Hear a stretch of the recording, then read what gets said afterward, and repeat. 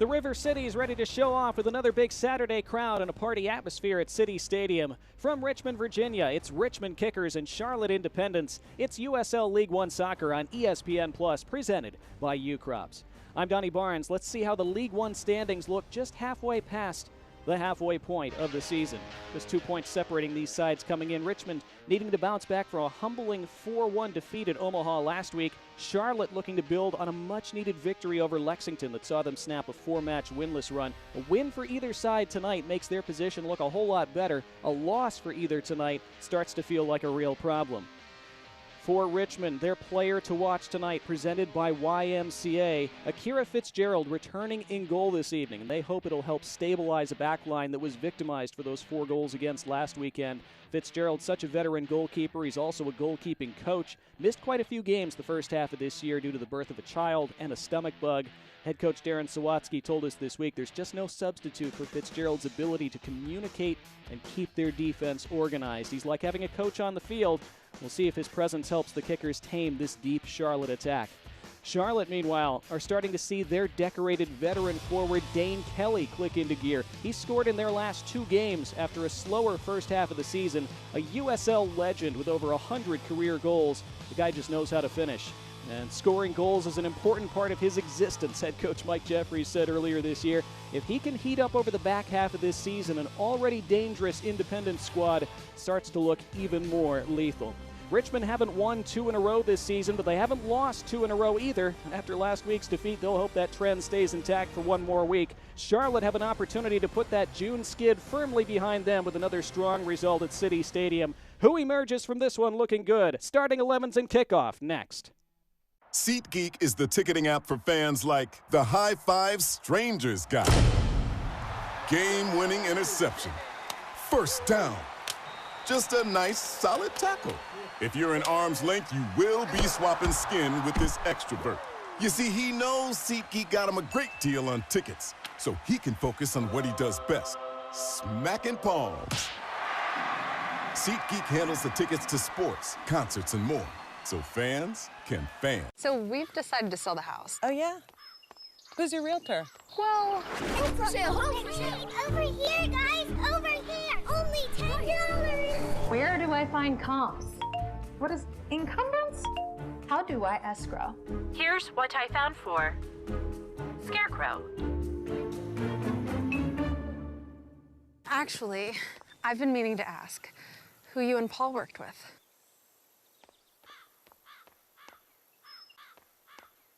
Welcome to Royal New Kent Golf Club. Designed by world-renowned architect Mike Strantz, Royal New Kent's a one-of-a-kind Irish-style golf course located 20 minutes east of Richmond, Virginia. Royal New Kent was featured in Golf Week's top 100 public courses in the country. Hidden behind grassy knolls and hand-stacked rock walls, each hole offers several playing options to fit a wide range of abilities. Visit RoyalNewKent.com or follow us on social media for more information on tee times and rates. Remember, come to Royal New Kent Golf Club to Golf Ireland in Virginia. We would not have a business today if it weren't for the support of many, many people within the Richmond community. To me, we're working as a team to enhance the quality of life for all residents. It's about being the best that you can be. It's about enriching the lives of people in your community. There's a reason why we have the tagline Nourish, because it's really about nourishing the lives of the people that work for us and the people that we serve. That's what the U-Crops brand stands for. The procession onto the pitch tonight, presented by YMCA, Richmond Kickers, and Charlotte Independence. It's a warm, humid evening here at City Stadium in Richmond as we look at the starting 11s for these 2 sides, presented by the Virginia Army National Guard. And for the home side, the Richmond Kickers, their starting 11 looks like this. 2 changes from last week's 4-1 defeat at Omaha, with Michael Hornsby returning at that left back position. That's a big guy to get back from injury. He'd missed the last couple games, and that left side of defense had been really shaky for them those past couple weeks. So they hope that he, along with Akira Fitzgerald back in net tonight, helps stabilize that back line. Carlton Belmar also gets the start up top and that forward position for Richmond. Meanwhile, for the visitors, wearing white this evening, the exact same starting 11, an unchanged starting 11 for Charlotte Independence, the side that defeated Lexington 2-1 last weekend. So Mike Jeffries keeping faith with those same 11 players. Dane Kelly starting up top. with Mbuyu, Ibarra, and Johnson. Such a dangerous trio right behind him. Omar Sis only seems to score bangers in that holding midfield role. Ryan JJ's added a couple goals in his first 4 matches with the team. That back line unchanged. Look for Flanagan on the left and Clay Dimmick on the right to motor up and down those wings and look to serve in crosses early and often. Our keys to the game tonight are presented by CarMax. And for Richmond, mentioned it briefly a moment ago, left side, strong side. Well, they certainly hope so with the return of Michael Hornsby. It was all 3 second-half goals that they conceded against Omaha last week coming from that left-sided defense. And so they want to staunch that flow and build a better foundation to attack from here tonight. For Charlotte, meanwhile, defensive discipline. That was something Mike Jeffries talked about this week. They've given away too many penalties in their own box this year, and that along with defending set pieces, the 2 elements that he identified as having held his side back from a much stronger position in the table. They've had a very decent first half. It could have been much better, and it could be much better for them in the second half, he feels, if they can clean up those 2 parts of their game. Our referee this evening is Olven Oliva, assisted by Sharon Gigrich and Shanna Forstall. The 4th official is Josiah Park. Always a great atmosphere at City Stadium. They are just about ready to go. It is Richmond in the black and light red kits, moving from right to left in this first half. Charlotte in the white. As Olven Oliva making sure everybody is set. Here we go on a steamy Saturday night in Richmond as the Kickers look to bounce back from a humbling loss. Charlotte seek a 2nd consecutive win to stay in touch with the top of the table. An early throw right in front of the Red Army section.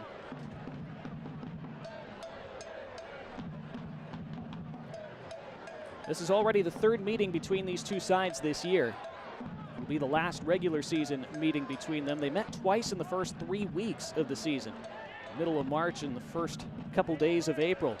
As here's the first touch for Akira Fitzgerald. Bit of a tricky one for him to handle, but you see how calmly he does so, looking every bit the veteran. Early touch for Emiliano Terzaghi, who goes tumbling down on the challenge by JJ. Referee saw nothing wrong with that. And then an unforced error hands Charlotte an early throw close to their attacking 3rd. I'm Donnie Barnes. I want to encourage you to let me know where you're watching from on Twitter today, at Donnie Barnes, DonnyBarns. I've already had Kyle let us know that he'll be watching in Madison later on tonight.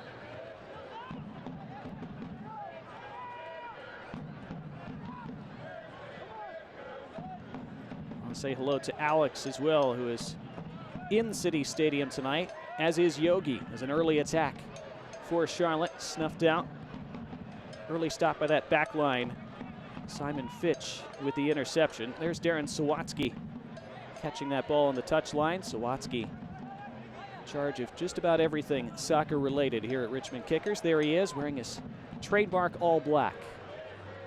Told us this week that they got their butt kicked at Omaha last weekend. He said sometimes you need a butt kicking to figure out where you're at. Now, attack down the left side, looking to cross it in. The cutback was cut out. It's still alive though.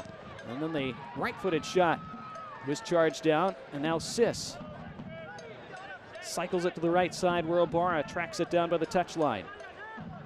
Gil Ibarra pulling it back to Sis. Looks to loop in the cross intended for Mbuyu. It bounces all the way through to Fitzgerald. Early promise from Charlotte as we take a look at our injury report tonight, presented by Bon Secours. Ethan Vanacore-Decker still the long-term injury for Richmond, although he's getting close to returning. That's a big encouragement, Darren Sawatsky told us this week.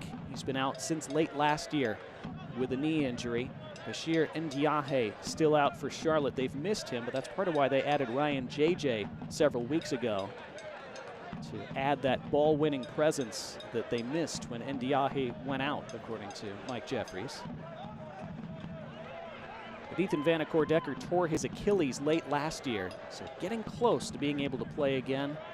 We see that as a feel-good story, Darren Sawatsky said, and certainly is.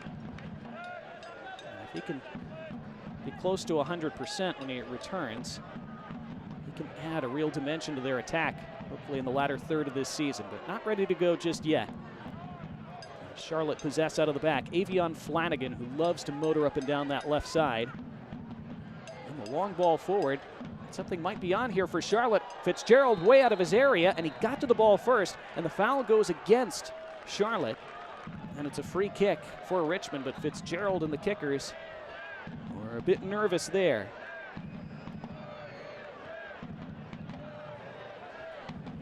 Well, Dane Kelly, as mentioned, has scored in his last 2 games, bearing down on Fitzgerald, who came way out of his area, had to get there, did, and then took the contact from Kelly. Interesting idea out of the back there from Charlotte, route 1, and it was nearly effective.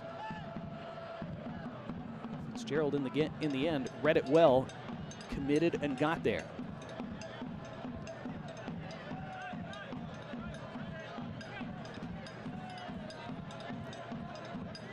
I want to say hello to David, who's watching from the beach in South Carolina today. He's a Charlotte Independence fan. He says, "Go Jacks."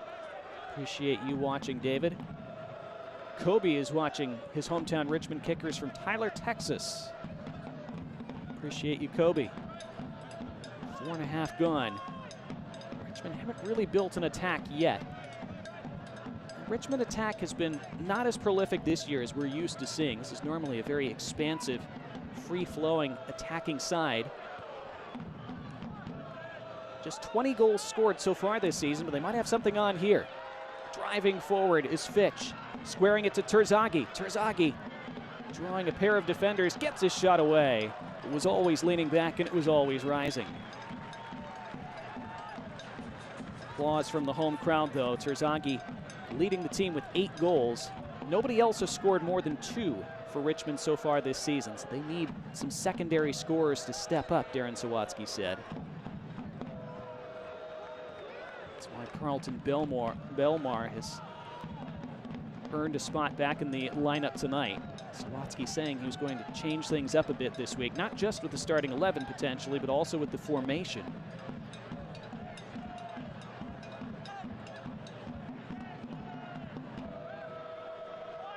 On the left side, here's Mbuyu. Up against Fitch. Mbuyu bodied by Fitch, who keeps him out for now. Ibarra. Flanagan thought about serving it in first time, thought better of it. Now pings one in low, and it was difficult for Fitzgerald. Had to take that on the short hop right by his near post. Did well to do so. Flanagan so good at serving in those dangerous balls from that left wing. Chose to take on Belmar initially. Really not his best cross in the end, but still a tricky one for Fitzgerald to deal with. Now space to come forward for Nil Vignoles.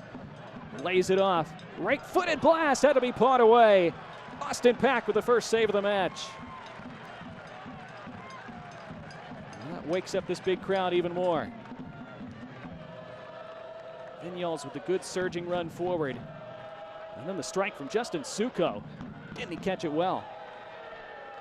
And Austin Pack's been terrific for Charlotte this year. Had a mistake against Northern Colorado to give away the winning penalty a couple weeks ago, but that's been unlike him. He has made a number of tremendous saves. First corner of the match, floated in well. Look, far post, Pack out to punch. And then the blast is blocked. A key block there by Nick Spielman, who may have saved a goal. Nathan Awney looked like he had struck it well. Who knows if that would have bulged the net if Spielman hadn't gotten in the way. That first corner kick of the match, by the way, presented by W.W. Nash. High floated ball in, a good one in the end. It was Fitch who got his head to it initially. Pat came for it pretty well, but didn't get the distance on the punch he would have wanted. It would have been interesting to see what would have happened. And now it's in the net, and it's the opening goal. And Richmond do open the scoring 7.5 minutes in. And so the block from Spielman only prevented a goal for about a minute. And the Kickers have exactly the start they wanted, coming off such a difficult weekend last week. They lead Charlotte by a 1-0.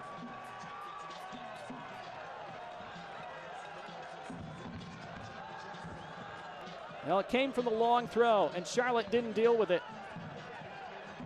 And what a good low finish. Ryan Sierakowski.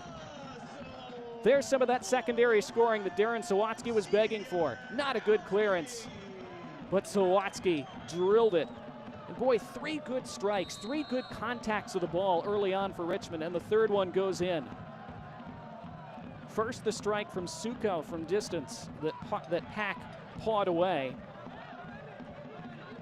Then the shot that was blocked a moment ago, and then Sierakowski just now.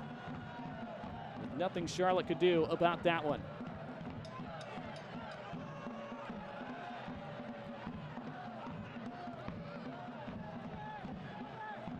Well, we expected an open game with goals in it tonight. That's exactly what we're getting so far. These two sides did play to a 0-0 draw the opening weekend of the season. Charlotte then beat Richmond 2-1 here at City Stadium in early April. But now Richmond looking for more right away.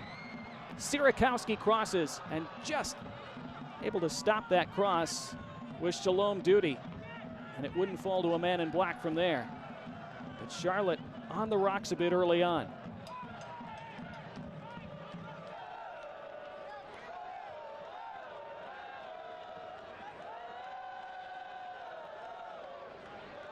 It's never surprising to see Emiliano Terzaghi leading the scoring for Richmond, but it can't just be him putting the ball in the net.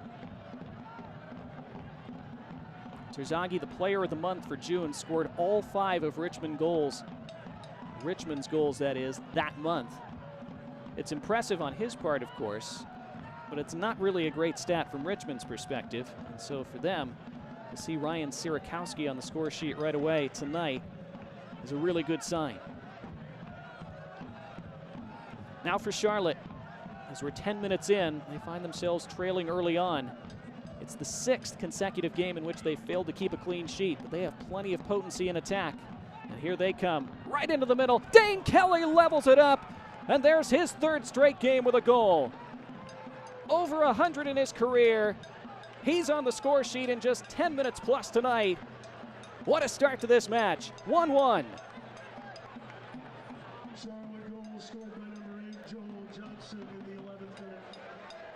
And what a finish this is. Watch this. It's Flanagan, and then it's the cross from that left side. And look at him expertly steer that ball into the far corner. That is such a difficult finish. From that angle, it is Ibarra with the service. It'll be Ibarra's assist. That is so difficult to find that far corner, to open up your body like that on the full volley. That's terrific.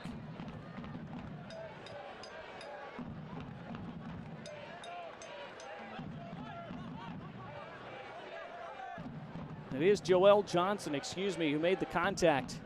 Boy, trading positions with Dane Kelly. Well, Joel Johnson, arguably the first half MVP for Charlotte. In fact, some sites did award him that mid-season MVP distinction for the team. He's played 5 different positions for them. And that's one of the things that makes him so difficult to defend. He can pop up in so many different places, Joel Johnson. Normally more of a defender, but boy, you wouldn't have known it there. That's his 4th goal of the season. He has really added an attacking dimension this year when asked to play further forward. Clay Dimmick. Spielman. Pack. Flanagan. There's Ryan JJ. He scored twice in his first 4 goals with the team. What a good ball for Flanagan now. Making that overlapping run and looking to surge to the end line. Excellent tackle by Fitch. Simon Fitch. Outstanding slide and lunge. Committing there, really needed to get there once he did. Otherwise, Flanagan could have turned the corner and really put himself in a dangerous position. Watch this tackle again. Simon Fitch commits to it, gets there. Greenswell Growers replay. And that's one for the personal highlight reel bank.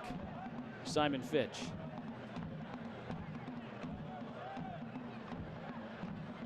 Fitzgerald under some pressure as Charlotte putting on that high press, and it forces Fitzgerald to boot it out into touch.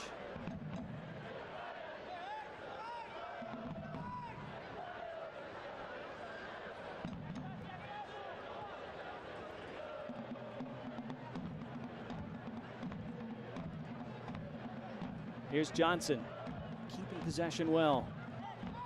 See how strong Joel Johnson is on the ball.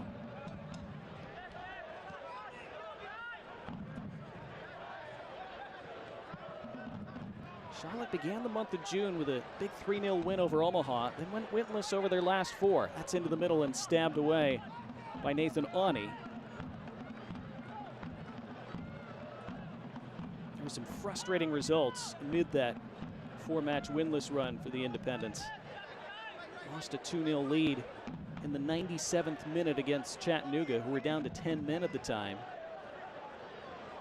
Also had that early 2-0 lead against Northern Colorado that got away as the hailstorm came back for a 3-2 victory. Tough to play in Northern Colorado, and Milko, an excellent side, in contention for the best in the league this year, but still frustrating to see a couple 2-goal leads get away.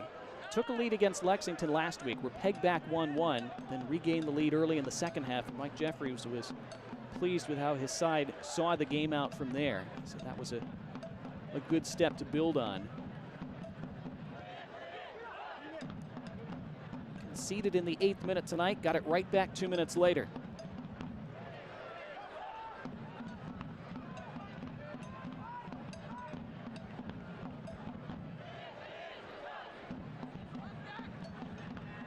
Now Richmond going back to the attack. See Terzaghi dropping out to that right-hand side. He will roam across that front line and sometimes drop deep to pick up the ball as well. Haven't seen Carlton Belmar get into the game much over this opening quarter of an hour for them. Here's Michael Hornsby. Neil Vignoles. Hornsby with the one touch to keep it moving. Edge of the area for Sierakowski. Vignoles. Sierakowski ran into the wall of Clay Dimmick, and it's out for a goal kick. Select is the official match ball supplier of USL League One and many elite leagues throughout Europe. Visit www.us.select-sport.com for the latest Select products, specials, and more. Select, the player's choice.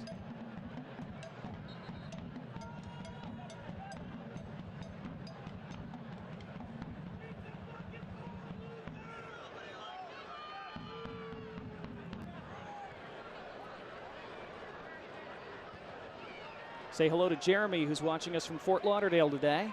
Appreciate you, Jeremy. Terzaghi dispossessed.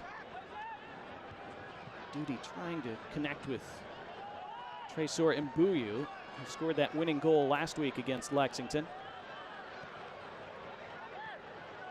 So Mbuyu, Kelly, and Joel Johnson now all tied for the team lead for Charlotte this year with 4 goals each. Is such a deep attack for them.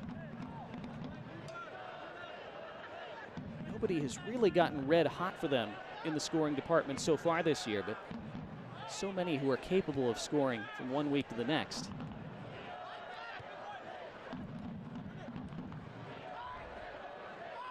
Johnson. See how he'll drop back and sometimes move into the middle on the attack. Picks his spots so well.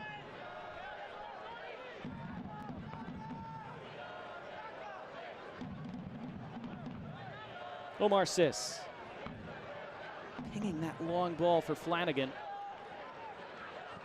Race on, and it skidded out off a Charlotte player last. A throw in for Richmond. See how well this crowd is filled in at City Stadium, City Field that is.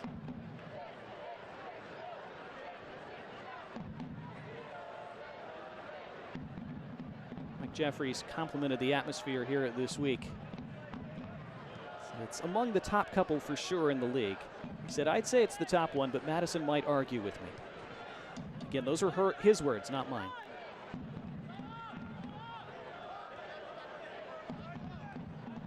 Madison, of course, a terrific atmosphere as well. Looped into the middle. Shalom Duty got something on that header. And Johnson calmly for JJ.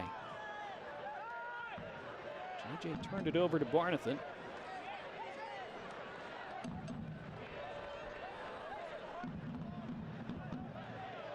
Time for Nathan Awney to calm the game down. It was a frantic opening 10 minutes.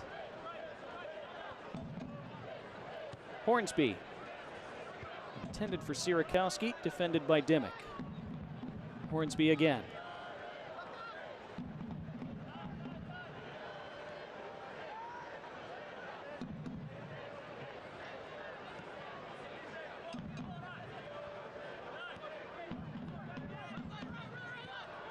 Charlotte content to sit back and defend for the moment. They can play that counter-attacking game very well with the speed they have on the wings. Here's Carlton Belmar now. First time we've seen him really on the ball. He looked to win a corner, but it's a goal kick instead as it came off him last. Now, are they awarding a free kick? It is a free kick. I thought initially the assistant referee was flagging for a goal kick. Instead, it was a free kick. You see Flanagan with the tackle. Interesting. Gets the ball. He does go in with 2 feet, it looks like. See his reaction.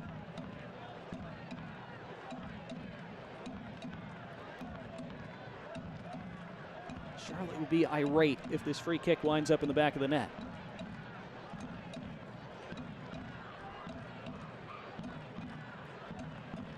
Stood over by Neil Vignoles. Ani and Terzaghi and Barnathan all in the box on the attack, along with Sierakowski. Vignoles pings it in. Up in the air it goes. Pack able to claim above Sierakowski. Good goalkeeping by Austin Pack to command his area. 20 minutes gone, 1-1. Well, don't miss a minute of the action in 2023. Whether your club's on the road or at home, catch nearly every second of USL League One action on ESPN+, the home to the USL, La Liga, the Bundesliga, UFC, and more. Sign up today at plus.espn.com.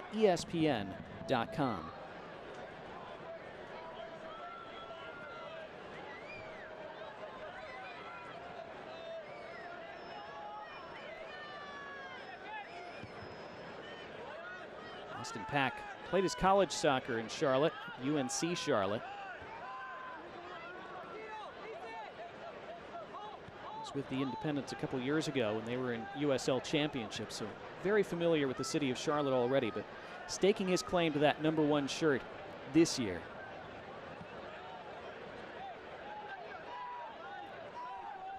Clay Dimmick, the captain.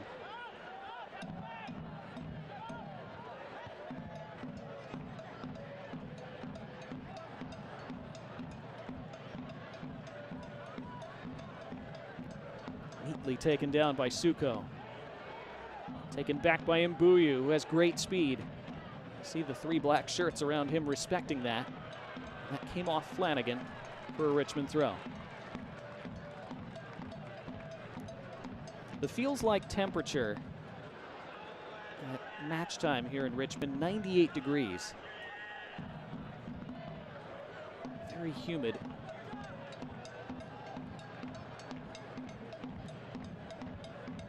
After such a frantic start, it's tough to keep up that pace and tempo for a full 90 minutes. The game is settled into a bit of a rhythm now.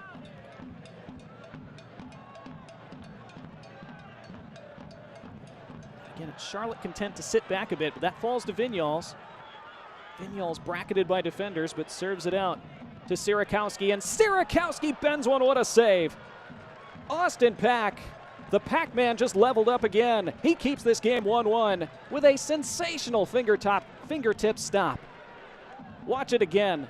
Sierakowski thought this was in. Watch him shift it to his right foot. That's headed for that corner. What a stretch and what a save by Austin Pack.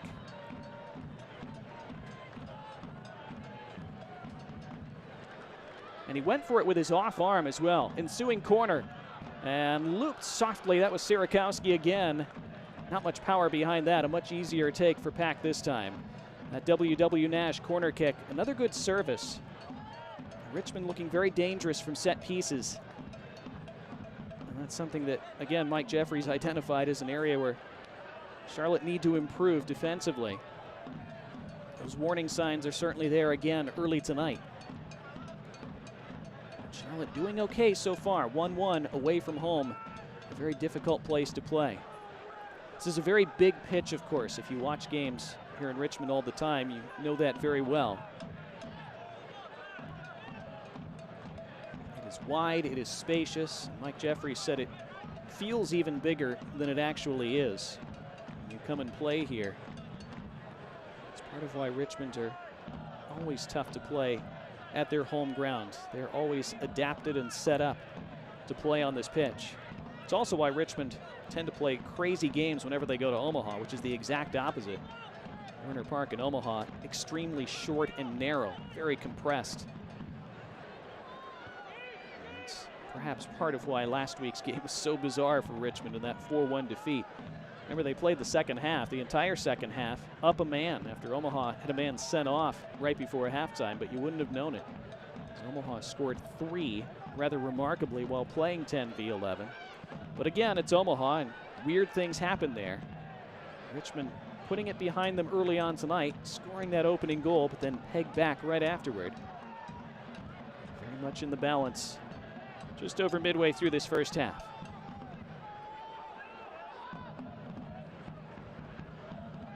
Fitzgerald, good distribution out of the back. And in rhythm, taken by Suko.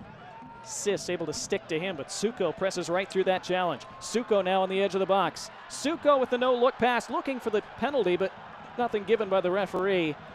Olvin Oliva uninterested in the claims of Emiliano Terzaghi and the home crowd. Terzaghi's won a number of penalties lately and was looking for another there. Excellent run by Suko to create the danger. 25 minutes gone, it stays 1-1.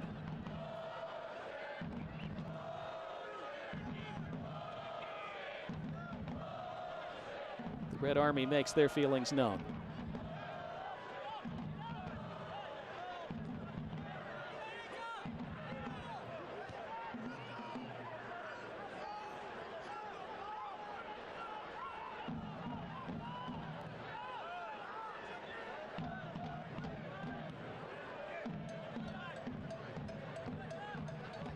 Here's Ryan JJ. Ibarra has dropped deep for the moment.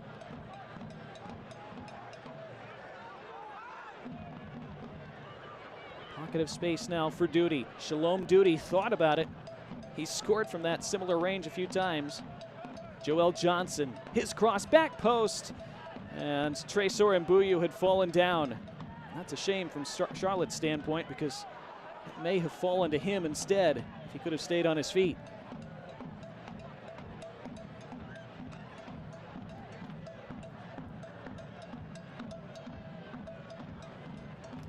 Well, a NorCal rivalry takes center stage when the USL on ESPN continues. Alex Dixon leads a potent Monterey Bay FC attack against Paul Blanchett and a staunch Oakland Roots SC. Monterey Bay FC and Oakland Roots SC, Saturday, July 15th at 10 p.m. Eastern on ESPN+. ESPN2, that is. ESPN2, Saturday, July 15th at 10 p.m. Eastern. Always great to see the USL on ESPN.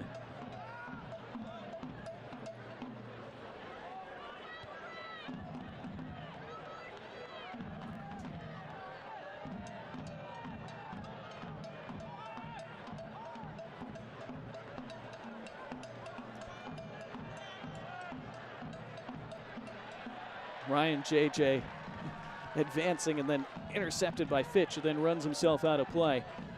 You see how versatile Ryan JJ is, both in defending and attacking for Charlotte. He'll drop really deep and he'll surge himself forward, break lines himself sometimes, as he did there. Results in an attacking throw. It's Mbuyu by the corner. Heavy touch. Did he keep that in play? He did. Had to be dealt with by Ani, and it was. Dealt with extremely well as he found his teammate Terzaghi, who won a free kick and takes it right away. Sierakowski. Good work against Clay Dimmick.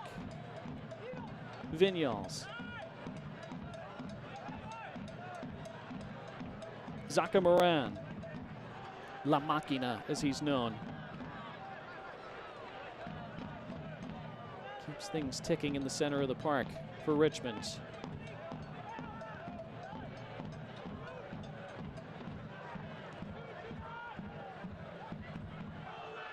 Carlton Belmar. Fitch.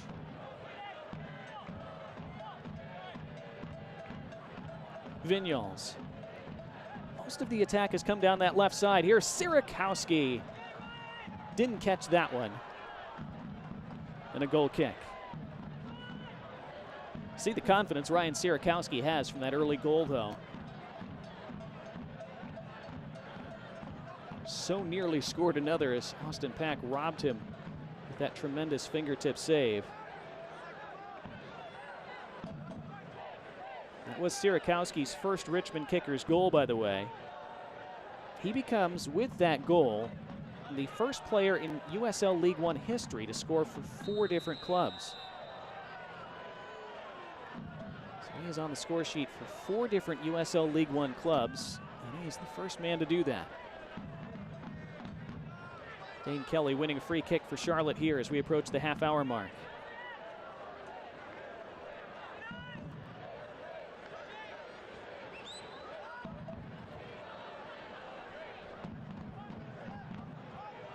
Thanks to Ethan Treach, by the way, with USL Communications for that factoid on Ethan Sierakowski.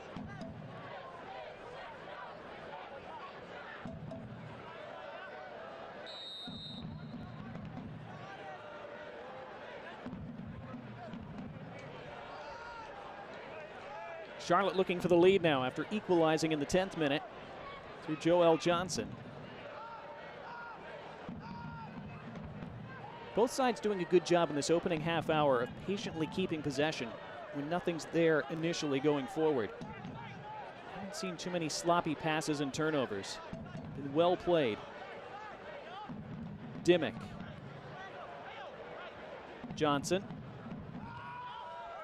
There's an example. Not afraid to pull it back and reset, rather than try to force something and give away one of those balls in the middle of the park. And with both these teams able to counter so effectively, see how both sides are determined not to give away those cheap transition opportunities.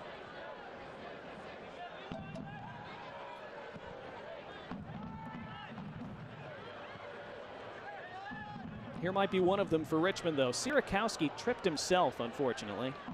See him pound the ground. So he had a good initial run going before he was claimed by the turf monster. We've seen a couple players slip so far tonight. This is a very good surface generally. Visiting teams always rave about how much they enjoy at least playing the ball here. Playing here in general, as discussed earlier, can be challenging, but it's usually a very good surface on which to play passing-oriented soccer.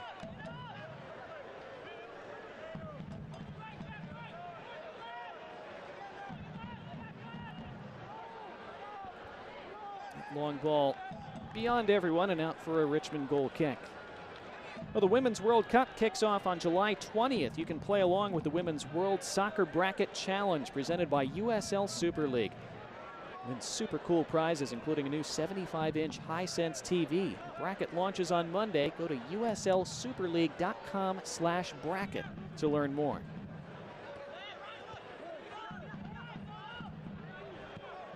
Terzaghi raking one beautifully down that right side. Taken in by Carlton Belmar, but he was offside, and he doesn't think so.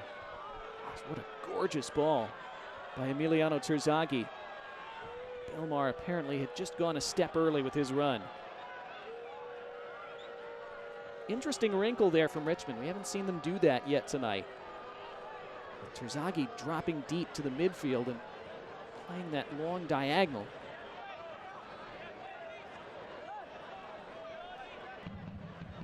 Richmond the last couple weeks have been playing in roughly a 4-1-3-2 shape. According to Darren Sawatsky, they had changed things up a bit to try a different look, try to get Emiliano Terzaghi some more service up top. Sawatsky had said you might see a whole different shape from us on Saturday. We are seeing some different things from the kickers. It's looked effective so far, and here they come with Hornsby.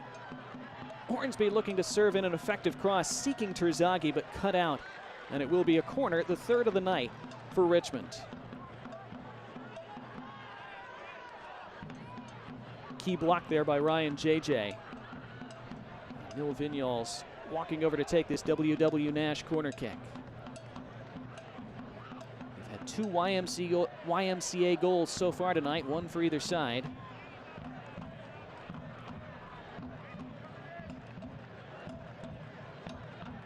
Vinyals has provided quality deliveries and given the opportunity thus far. The goal came from a long throw, remember. Vinyals this time low and hard, and just getting a fingertip to it was Austin Pack. He committed himself, had to get to it at full stretch to do so.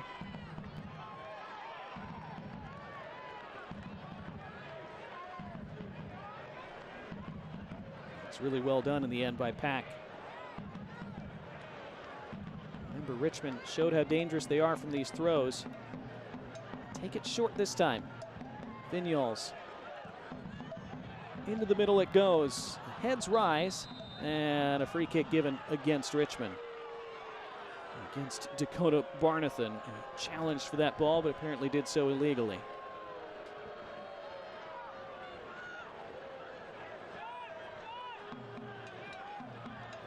Now, Austin Pax had to be active in this first half. Red Army always active.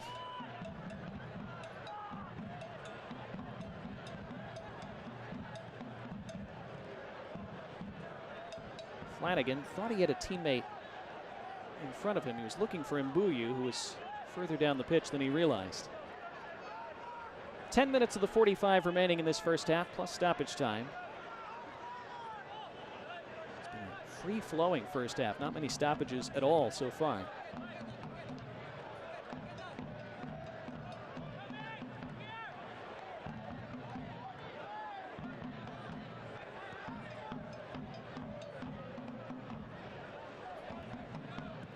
Forward by Awney. Switch toward that near side. Sierakowski got ahead to it. His opposite number 17, Clay Dimmick, boots it clear to the halfway line. Vinyals. Hornsby. One-touch idea, and now it falls instead to Suko, and Suko's ball in just over the head of Terzaghi. Richmond that close to a go-ahead goal. Again, nice ideas, nice combination play. They get a little fortunate there with the break of the ball as it came to Suko. Just a bit too much height on it. Not great from a Charlotte standpoint, because you could see Terzaghi had gotten goal side of Shalom Duty. That's what he does. Duty not the first to be beaten by a really intelligent and clever Emiliano Terzaghi run. Charlotte fortunate that that didn't result in a goal against. Ball cannoned off Hornsby. Gives a throw to Charlotte. Ibarra thought about taking it right away, now leaves it for Dimmick. Joel Johnson.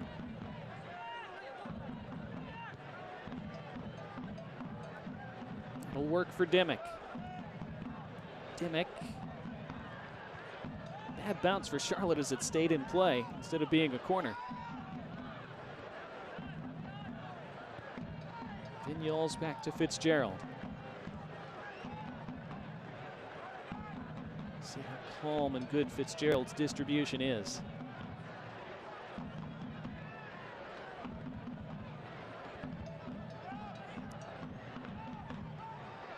The right side come Richmond.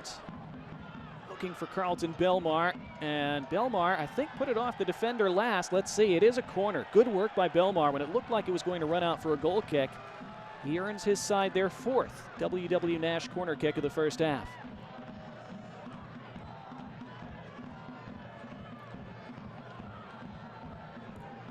So the Red Army revs it up further as Neil Vinyals walks over to take another.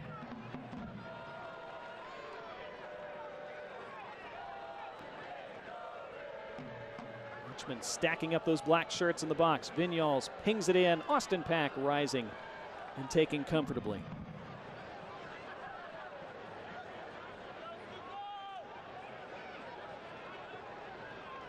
Everybody in action in League One tonight. 2 other games in progress currently. Forward Madison A statement first half so far. Big showdown match at NCFC. And it's all Madison to this point. They lead 2-0 in the 37th minute. Here's Terzaghi. Thought he was clipped, looking for a free kick, and now it is given. Well, that was a delayed decision. But eventually referee Ulvin Oliva put the whistle to the lips and indicates for the set piece. And it will also be the first yellow card of the night. Yellow cards presented by White Claw.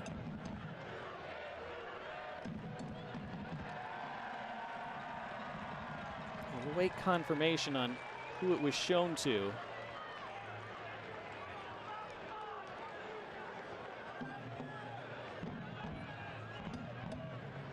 Terzaghi got the touch.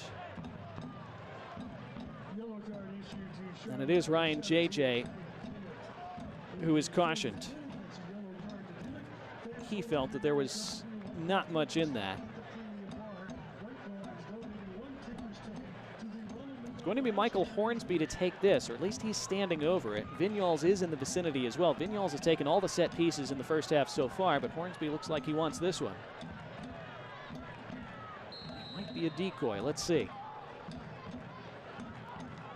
It is Hornsby, and it runs all the way through and just wide. It will be a corner. Another W.W. Nash corner. That almost wound up in the net. Straight from Hornsby's delivery. Wow. That was a goal line clearance, I think. I think it was Nick Spielman who somehow was able to redirect it wide of the goal. Now Vignoles. Beaten out to the edge of the box. It hopped past Saka Moran. Hornsby needing to get that right. He had Ibarra closing him down. Now Hornsby looking to serve it out wide. Didn't quite get there, and now the break is on for Charlotte. They have numbers galloping forward. The surging run is from Avion Flanagan. It's Flanagan, and it's right at Fitzgerald. Oh, Avion Flanagan did everything but score. He'd left the defense in his wake, but he's not scored yet this year, and he still has not. And it's still 1-1.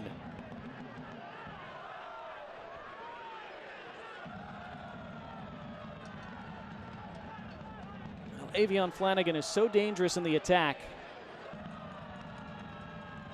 His speed, his ability to motor away from defenders, his ability to deliver telling balls into the box.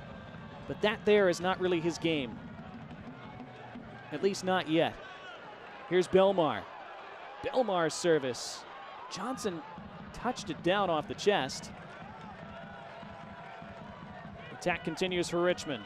It's Hornsby on the overlap. That's not his best ball in. Johnson protecting. Dimmick clearing.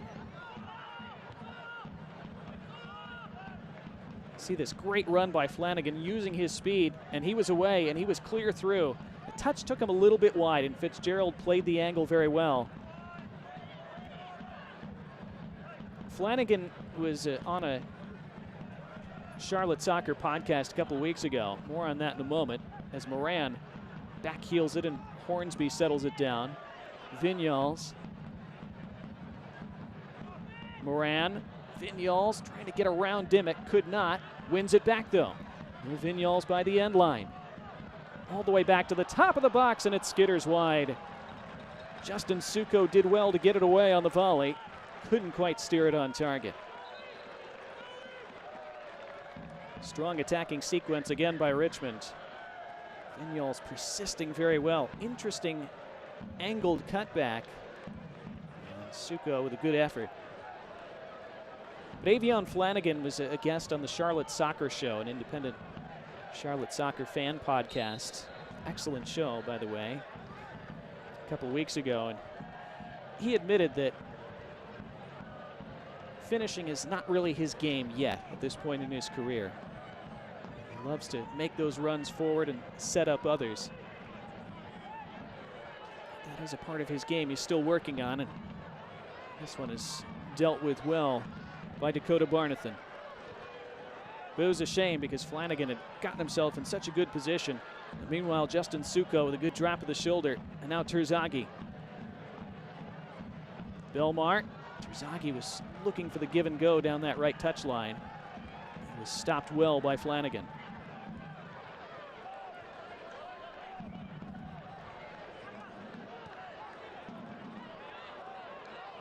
Suko was letting that run for Terzaghi. It didn't quite reach him.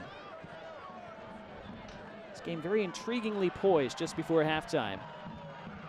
Charlotte would like to get to the half at 1-1. They'd be just fine with that. Richmond pushing for that go-ahead goal before the break. Sierakowski can't keep that in play. They're just underway in Greenville. Greenville triumph and won Knoxville 0-0 in the 3rd minute. Tormenta and Chattanooga in the 12th minute. They're already 1-1, so it's a strong start to that game.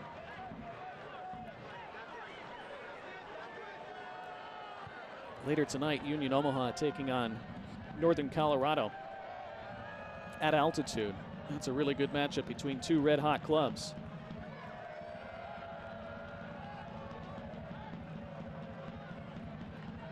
Later tonight, out west, Central Valley Fuego facing Lexington SC.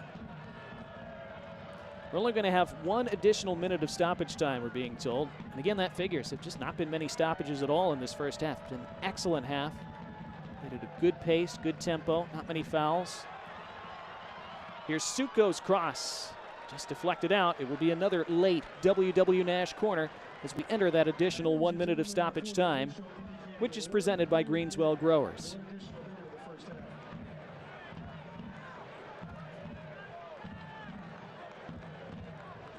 So one more chance in this first half for Neil Vignoles to deliver a telling ball.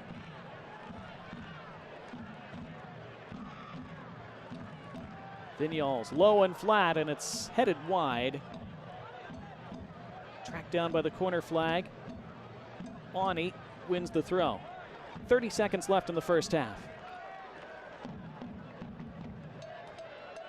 Nathan Awney, who has emerged as one of the starting center backs for Richmond this year, given the opportunity after they had a couple defenders depart after last season. Will attempt that long throw and flick toward the back post, and it nearly reached Dakota Barnathan. He thought there was contact. It was stabbed out. It will be another late corner. Barnathan stays down. See if there's time to take the corner kick for Richmond after Barnathan is seen to.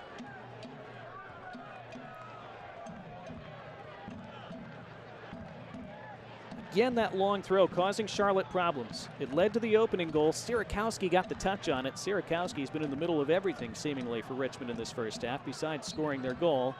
Resulting corner kick is dealt with, and there's the halftime whistle. Very entertaining. An excellently paced opening 45 comes to an end, and it ends all square as Ryan Sierakowski opened the scoring in the 8th minute and Joel Johnson countered just a couple minutes later in the 11th. So in just a moment, we'll come back with our halftime show, which is presented by Simplicity. Akira Fitzgerald back between the sticks for Richmond. Ryan Sierakowski back on the score sheet for a 4th USL League One club. Lots to talk about at halftime in just a moment from Richmond. 1-1 at City Stadium.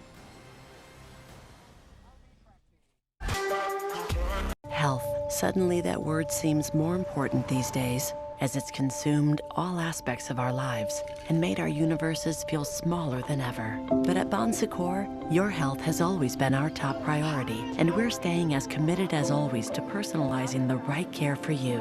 Because whether here or from home, we believe your health care should always revolve around you. Bon Secours, primary care for the universe of you. Visit bonsecours.com/primary care to connect with a provider today. Hi, I'm Megan Mack, president of Prospect Blue. And I'm Jess Barnes, Director of Business Development at Prospect Blue. Prospect Blue is a staffing and recruiting firm headquartered right here in Richmond, Virginia. We serve the Mid-Atlantic region and beyond. With the labor market experiencing historic shortages, Prospect Blue is here to help companies attract and retain key talent. With strong relationships in the corporate, financial, legal, and medical fields, we are in a unique position to connect employers with job seekers.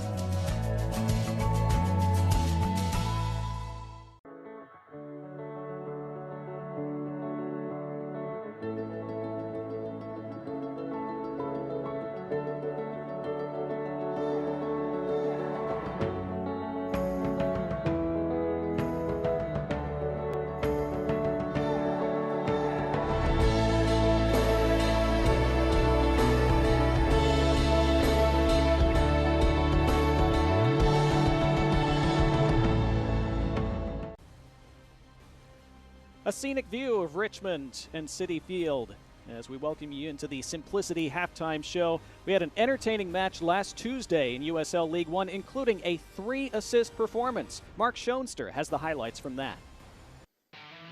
We always love when we got some League One on a Tuesday, kind of a rare occurrence. We're going to have it happen this next week too, though, so another blessing onto your watching endeavors. It was Northern Colorado against Knoxville. In the 8th minute, you saw that beautiful pass from Arthur Rogers to Trevor Ammon. And oh look, another wonderful pass from Arthur Rogers, this time to Bruno Rendon in the 20th minute to give the Hailstorm a 2-0 lead early on in the game. But then in the 34th minute, this cross from Thomas and the diving header of Angelo Kelly getting his first goal with Knoxville, although at a price you see there, colliding with his teammate Ilya Ilic. And if this looks familiar, it's not the same goal, but it's a very familiar and similar looking goal to the one scored earlier. Rogers to Rendon. 3 hat tricks on the day for Arthur Rogers. Keep note on that. We're going to talk more about that later. But there would be another response, and it would be another Angelo Kelly goal. Doesn't look like he hasn't scored all season with an effort like that. Also doesn't look like he got hit in the face earlier in the game. What an effort from him. But later in the match, 90th minute, Billy King said, enough. This game is done. 3 points on the road for the Hailstorm, winning the match 4-2. Ayman Zayed's side with just 14 games are sitting atop the table coming into the weekend, and Arthur Rogers is just the 5th player in League One history to rack up 3 assists. Let's go look at the first player to get 3 assists in a League One game all the way back in 2019, Connor Antley, in a 3-1 victory over Tucson back in 2019. This is the only game that we're going to highlight here where all 3 goals were assisted by Antley in the match. There were no extra goals by Tormenta in the affair. Also, Connor Antley, the only player to get all 3 of his assists in the second half. He assisted Lucas Coutinho, Alex Morel, and Marco Micheletto. As we pivot over to the second time a player had 3 assists in a single game, Ricky Ruiz on the road at Wake Med Soccer Park. One of the several times that the Chattanooga Red Wolves just styled on North Carolina FC early on in North Carolina FC's tenure in USL League One. You see some of the wonderful assists he puts up on a plate, including this one put in by Jonathan Ricketts. He also assisted Marky Hernandez and Jackson Dietrich in that game. Ricky Ruiz is now playing with RGV in USL Championship. This is a familiar face in League One this season. Devin Boyce, of course, wearing a different jersey. This is the only venue in all of USL League One to see 2 separate 3-assist matches, Irk Russell Park. This one, though, Tormenta fans will be a little bit less excited about. Devin Boyce helping Union Omaha to a 4-0 victory. Kind of nice we can get assists after shots like that. And then this one for number 3, not only the 3rd assist of the game for Boyce, but also the 3rd goal of the game for Evan Conway, getting a hat trick in that match. Conway now with the San Diego Loyal. As we get to the last time we had a 3-assist game before this last Tuesday, Jonathan Bolaños last season against the Independents. Man, he was an assist master last season for the Richmond Kickers. He assisted Ethan Bryant, Matthew Bentley, and Ethan Bryant, the only player to get all 3 of his assists in the first half of a USL League One game. Jonathan Bolaños now with Huntsville City FC. All these players who have been able to accomplish that wonderful accomplishment in USL League One. We're going to step aside for a moment. Are you ready? Ready for more of the game you love? Ready for more players and more teams? Ready for more stadiums, for more fans in more cities? This is a different league. The USL Super League. Built for the future of women's soccer. Bridging the journey from youth to pro, connected to the global game, and bringing it all closer to home. Are you ready?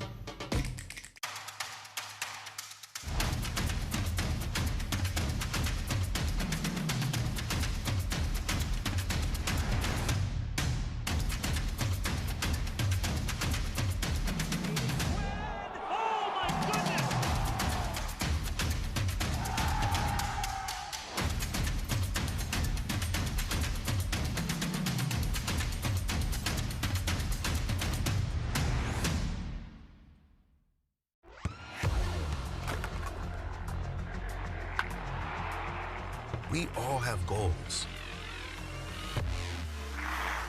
But let's be honest, most of us aren't going to be professional athletes. But if your goal is to finish your degree, we can help. Come to a university that puts your goals first. Bellevue University, your partner in finishing goals.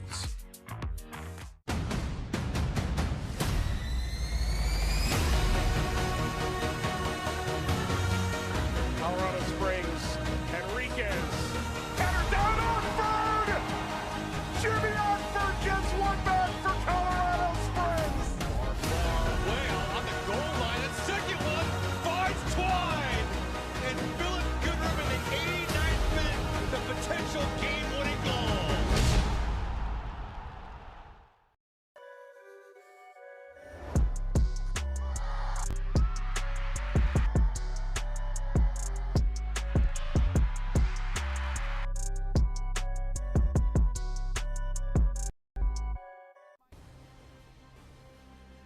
Welcome back to the River City, where it's halftime, presented by Simplicity. And it's time to take a look at our news and notes from around USL League One. And we begin with the Coach of the Month. That is Forward Madison's Matt Glazer, his best month at the helm so far, leading the Mingos to a league-best 12 points in June. Forward Madison playing some really nice stuff, and their coach rewarded for that. Player of the Month, meanwhile, Emiliano Terzaghi. Who else? The three-time defending league most valuable player, a record fifth time winning that Player of the Month award. He was responsible for all 5 of Richmond's goals in June. That is carrying the load, indeed. And the Player of the Week, Trevor Amon, scoring 3 goals across Northern Colorado Hailstorm's undefeated 2-match week. Northern Colorado playing so well at the top end of that table, and they still have games in hand on the rest of the league. There is that Player of the Week just mentioned, represented in the Team of the Week for Week 16 in USL League One. You see 4 members of Union Omaha represented there after their 4-1 thrashing of Richmond last weekend. 3 members of Charlotte Independence after their win over Lexington, and Miguel Ibarra, Tresor Mbuyu, and Dane Kelly. Upcoming schedule later tonight, a really good one between Northern Colorado and Union Omaha. Those are 2 red-hot clubs matching up in the thin air of Northern Colorado. Then on Tuesday, Union Omaha, a short turnaround traveling to 1 Knox. That should be a good one as well. And then later tonight, out west, Central Valley Fuego taking on Lexington SC. Central Valley trying to get back on track, rooted to the bottom of the table as things stand currently. Coming up on Wednesday, Charlotte home to Greenville. That should be another good one. And the next Saturday, Northern Colorado facing Richmond Kickers. More at halftime. We'll have our highlights from the first half, other scores from around the league and games in progress, and get you set for kickoff at half number 2. More next. SeatGeek is the ticketing app for fans like the High Five Strangers guy. Game-winning interception. First down. Just a nice, solid tackle. If you're in arm's length, you will be swapping skin with this extrovert. You see, he knows SeatGeek got him a great deal on tickets, so he can focus on what he does best, smacking palms. SeatGeek handles the tickets to sports, concerts, and more, so fans can fan. So we've decided to sell the house. Oh, yeah? Who's your realtor? Well, Over here, guys, over here. Only $10. Where do I find comps? What is encumbrance? How do I escrow? Here's what I found for Scarecrow. actually, I've been meaning to ask who you and Paul worked with.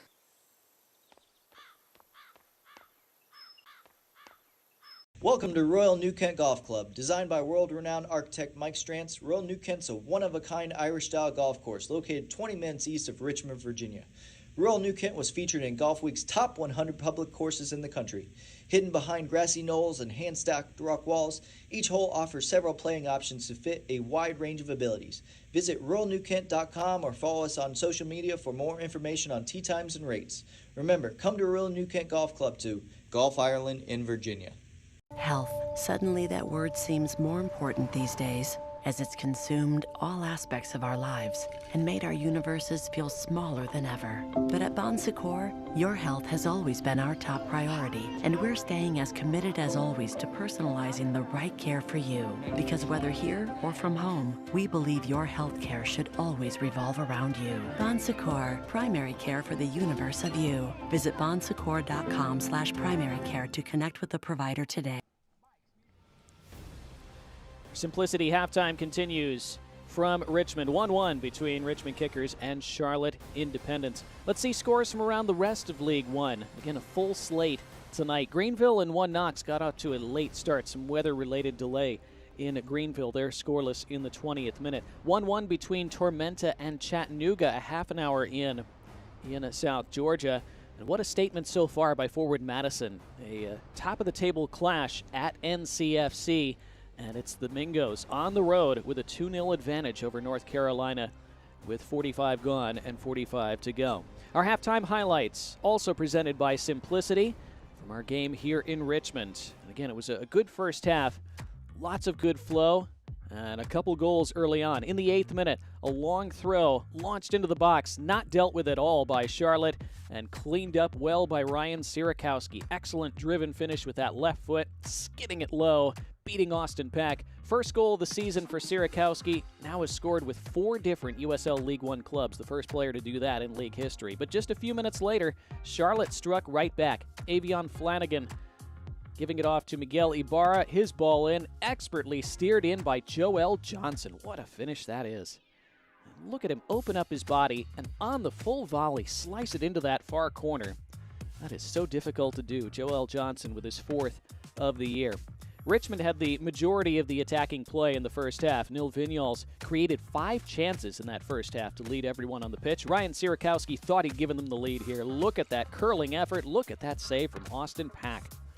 And watch him use his off arm here, Peck. He uses his right arm to claw across his body and claw that out and keep the game at 1-1.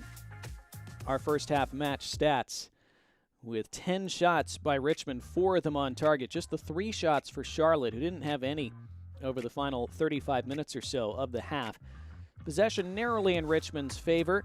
We had just the 1 yellow card shown to Ryan JJ late in that first half. It was a relatively whistle and stoppage-free opening 45, as evidenced by the fact that we only had 1 minute added on at the end. And so we are just about set for half number 2. The crowd still filing back in. And it will be Charlotte in the white going from right to left in this second half. Richmond in black from left to right. So here we go, second half. Charlotte looking for a second straight result. And Richmond hoping to avoid losing 2 in a row for the first time this year. Hoping to continue their strong attacking play from the first half and see it result in more end product. For Charlotte, who did okay on the road in the first half, I think would like to create a bit more going forward. They did have the 1 late chance from Avion Flanagan. I said they didn't have any shots over the last half hour. They did have the 1 when Flanagan made that surging run and beat the entire defense, but then couldn't beat Akira Fitzgerald. So that was their only chance after the equalizing goal. But again, when you're away from home, you know you're going to be under pressure, especially at a venue like this. Richmond tend to play so well and tend to dominate the ball. So they certainly will have been happy enough to have gone in at halftime at 1-1.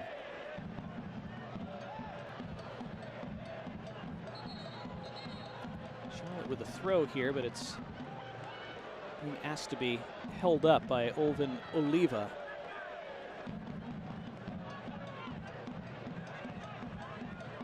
And again, did his best, I think, to keep his whistle in his pocket in that first half. Really let play run for the most part.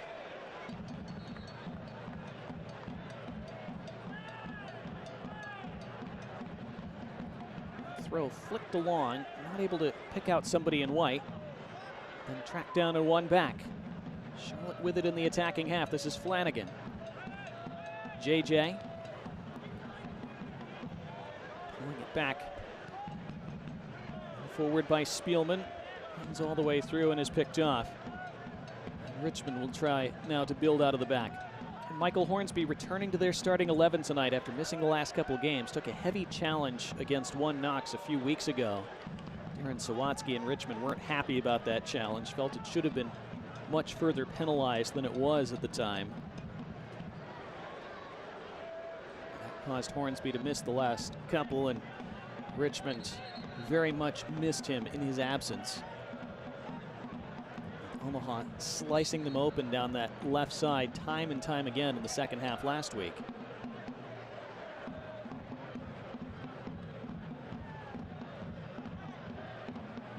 Hornsby also such a weapon for Richmond in getting forward and joining the attack and serving balls in from the flank at times, so they've missed him in multiple dimensions of their game. Here's Flanagan, though, who's also very good at doing that for Charlotte. Got some space on Belmar. Now Mbuyu pulling it to the top of the box. Ibarra wild and high and out. It's one of the best build-ups that Charlotte have had since their equalizing goal. Again, Flanagan's chance late in the first half, he created all on his own.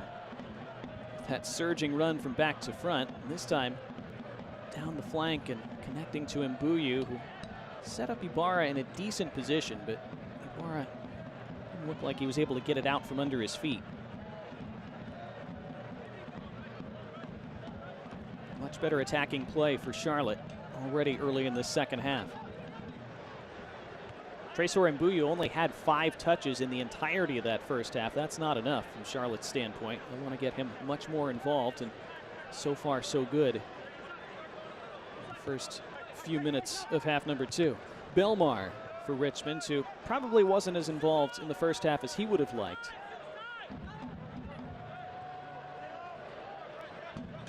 Justin Suko.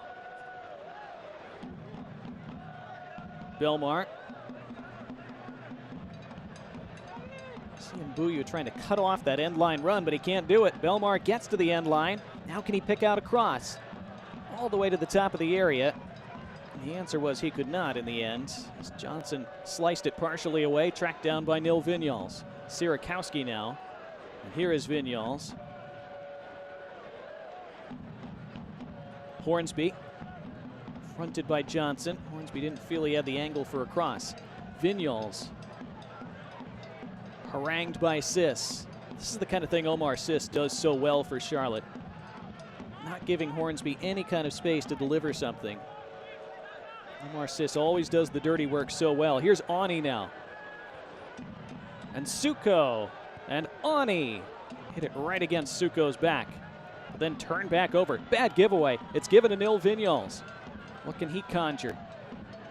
Fitch, low cross, cut out by Flanagan. It will be a corner for Richmond. Their first of the second half. The W.W. Nash corner, 5 minutes into the second stanza.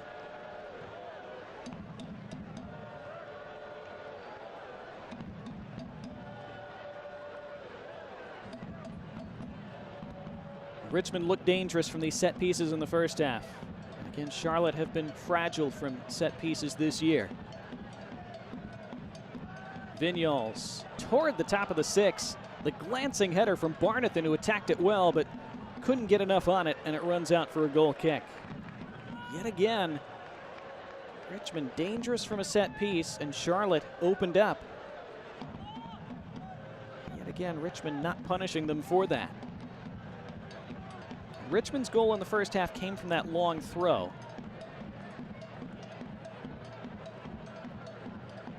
It's not technically a set piece, but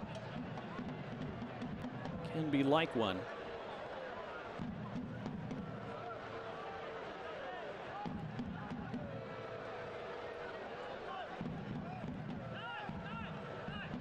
Richmond starting to reassert their dominance of the ball over these last couple minutes.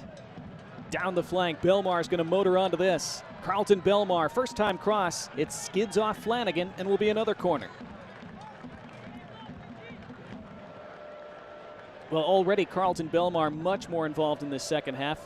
Perhaps it was one of the adjustments that Darren Sawatsky wanted and discussed with his team during the break. We don't know that, of course, but it would make sense, and it certainly seems that way.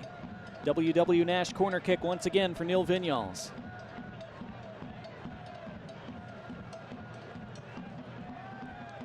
Heads go up, and it's wide again. More frustration for Richmond. This time Simon Fitch. He was just backing up as he made contact with that. But again, Charlotte not dealing with this. And it is a free header. Although, again, you see Fitch was indeed having to back up. Always difficult to direct a ball the way you want when you're in that kind of posture. But Charlotte struggling to mark up in the box from those set pieces. Generally, if you keep doing that for 90 minutes, you're going to concede eventually. I have a reprieve here as Clay Dimmick might want to take his time from this throw a bit.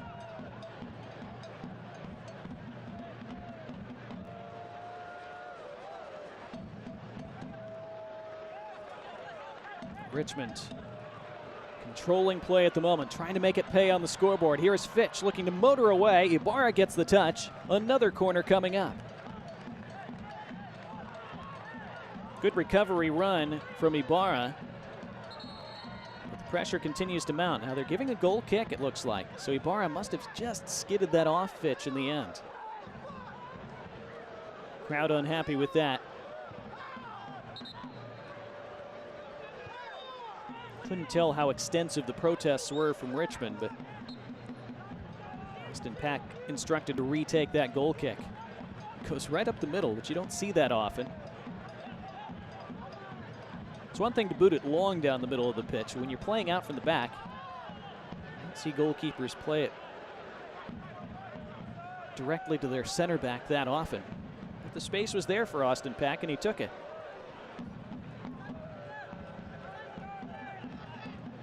Both these keepers very good at distributing. Something Mike Jeffrey said Austin Pack's worked on extensively. That's a slack ball back, but Fitzgerald alert to it. Justin Suko almost played them into trouble. Miguel Ibarra was sniffing around for a mistake and almost got one.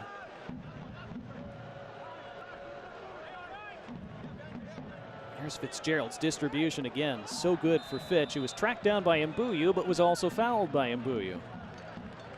Free kick for Richmond in their attacking half.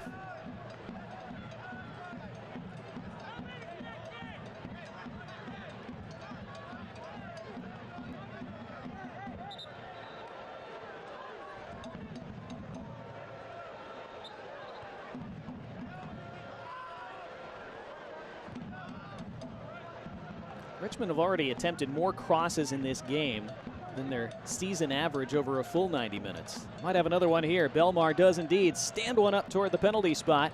Vignoles has it fall to him. Trying to get himself turned, couldn't quite do it, but does well to keep possession. Being harassed by Ibarra. Still nil Vignoles.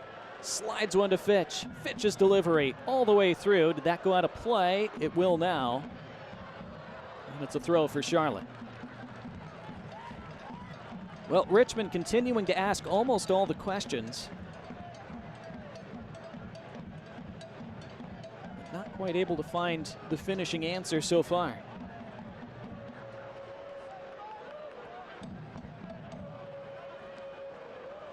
Charlotte are going to need to make some kind of adjustment, though. They're getting killed down the flanks.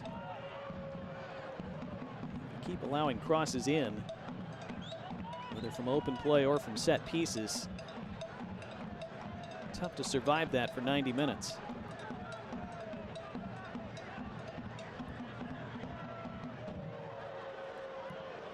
Again, as long as it stays 1-1, it's a pretty good road performance at the moment. Sometimes you do have to ride your luck away from home a bit. If they could get out of here with a point, it'd be a very good result for them. Here's Johnson. They want more than that, of course. Dimmick's cross, and it came off of Dakota Barnathan, and now Charlotte have themselves a corner.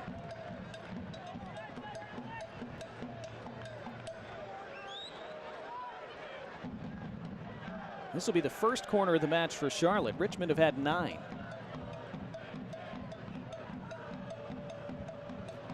It is a W.W. Nash corner kick. Red Army still in fine voice, since Charlotte are attacking their end in the second half.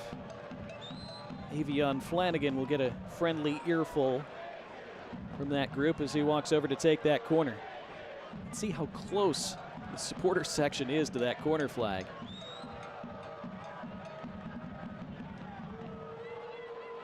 Not much room for your run-up. Flanagan, good ball in, well defended though. Rising to tower it away was Dakota Barnathan. Looking to spring a counter, but snuffed out well by Joel Johnson. Again, Johnson can do just about everything. He scored the goal in the first half, does a lot of defending as well. Such a handy player to have around. He's shown his value again already tonight. Vignals now for Richmond.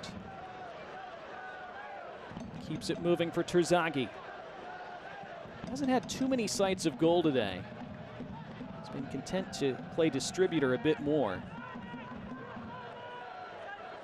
A couple crosses that have just flashed over or around his head. He only needs one moment though. Here's Fitch, hoping to provide that moment. Pulled back for Suko. Now Fitch again, fronted by Flanagan. Fitch, Suko. He swings it in, back post, nobody there. Hornsby. Sierakowski, who had a sizzling first half. Sierakowski's cross, not his best. Throw for Charlotte by their own corner flag. Ryan Sierakowski scored the goal for Richmond, had 4 shots on target in that first half. First substitution of the night, and it is Charlotte who will make the change. Joel Johnson makes way after an excellent 58 minutes or so, and Fabrice Ngaha comes on in his place.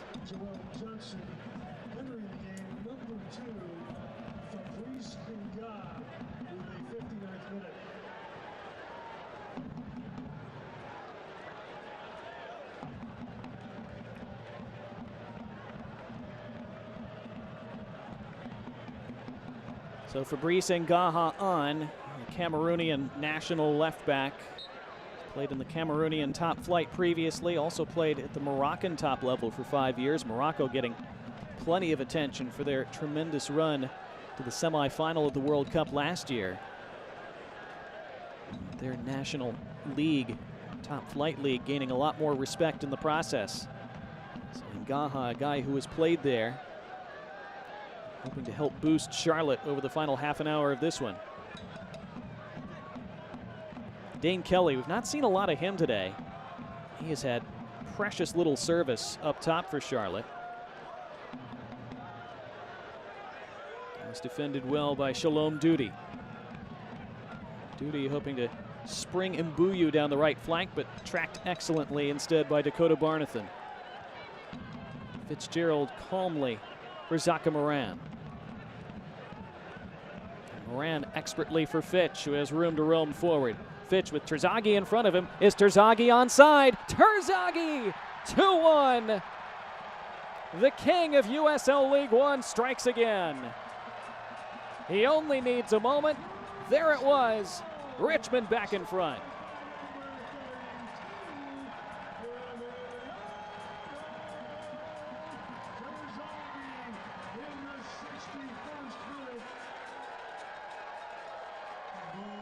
And Terzaghi takes the headlines and the plaudits. But that was a terrific team goal from back to front. First Moran, then Fitch, and then Terzaghi. Was he onside? It was close. The flag stayed down, and Terzaghi wheels away and celebrates his 9th of the year. The 3-time defending league MVP, the 3-time defending Golden Boot winner. He has yet another.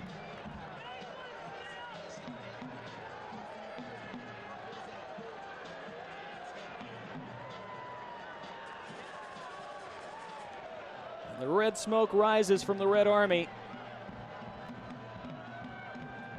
And the concerns rise for Charlotte because they've not offered a lot in attack since they equalized in the 11th minute, and they're going to need to now since they trail for a second time in this match.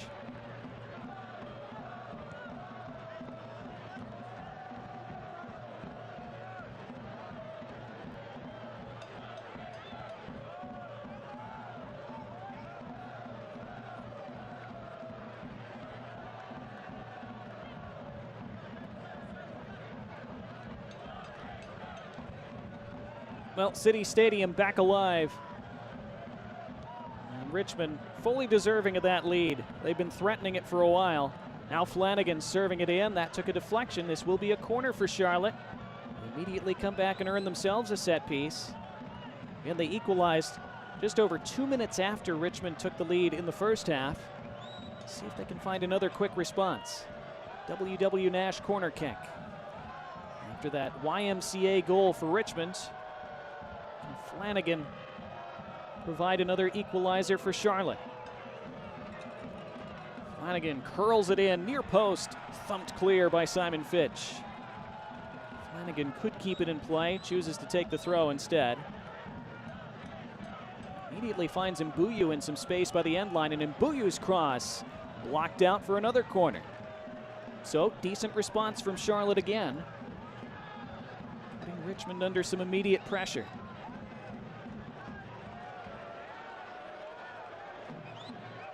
And again, when Charlotte decide that they need to attack, when they need to chase a goal, they have so many weapons with which to do so.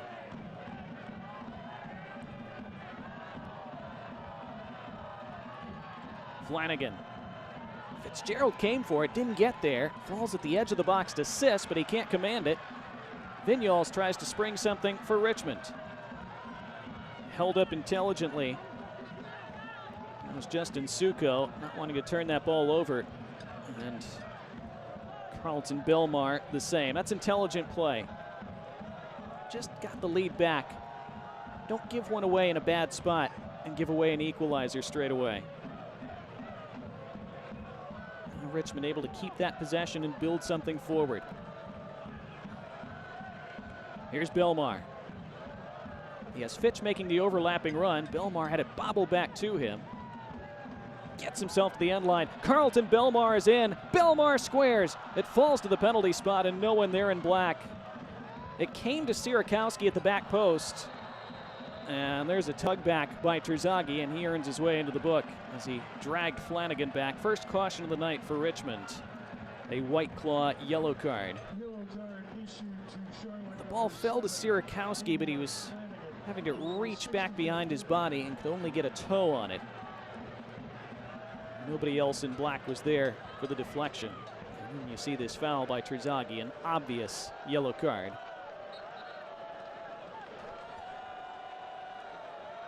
He is at times a master of the dark arts, Emiliano Terzaghi, and you say that respectfully. He knows exactly where the line is, how to usually stay on the right side of it, but when to cross it where needed. And he's equally adept at getting opponents to cross it more flagrantly. We saw that last week where he had Joe Gallardo sent off for an altercation that Terzaghi started, but Gallardo lost his cool after Terzaghi started it, which was exactly what Terzaghi was hoping would happen, of course. And there, seeing that maybe Charlotte were starting a break with Flanagan's speed, he wanted to make sure that that did not happen. What a good interception that was from Hornsby to keep Flanagan from galloping away again.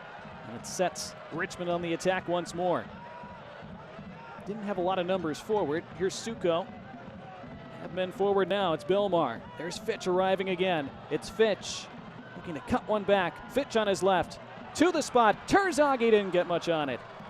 And Pack with a pretty comfortable sprawl in the end.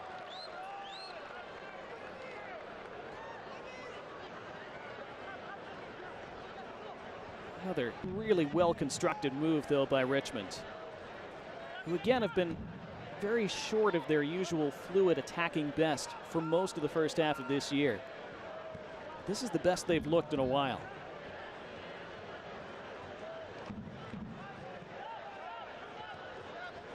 Good rhythm, good possession, good decision making.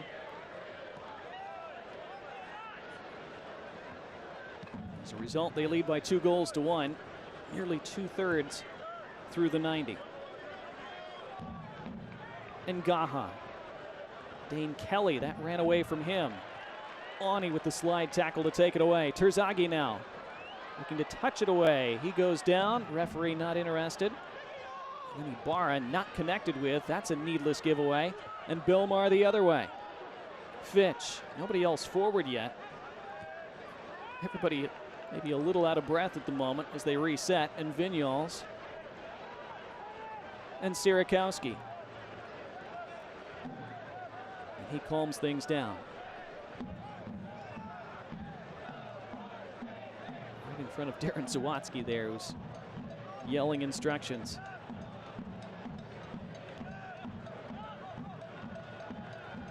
Richmond are getting ready to make their first change of the night. They are going to replace Michael Hornsby with Jake Meekum.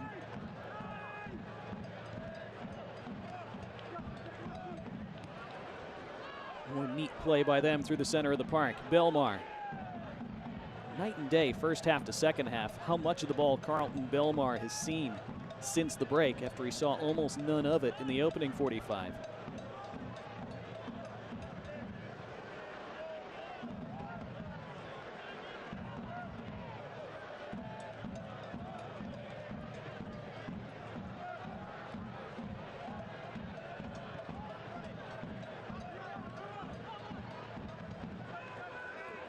Nathan Awney. It's another one of those moments where a Richmond player looked up, felt he didn't have options he liked going forward, so just pulls it back, keeps possession, keeps control. Been so much more calm on the ball tonight, Richmond.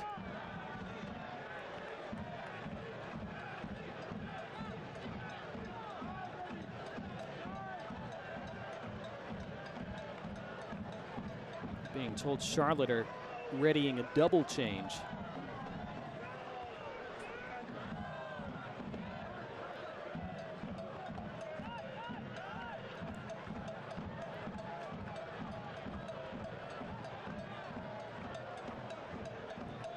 Richmond keeping the ball for an extended period.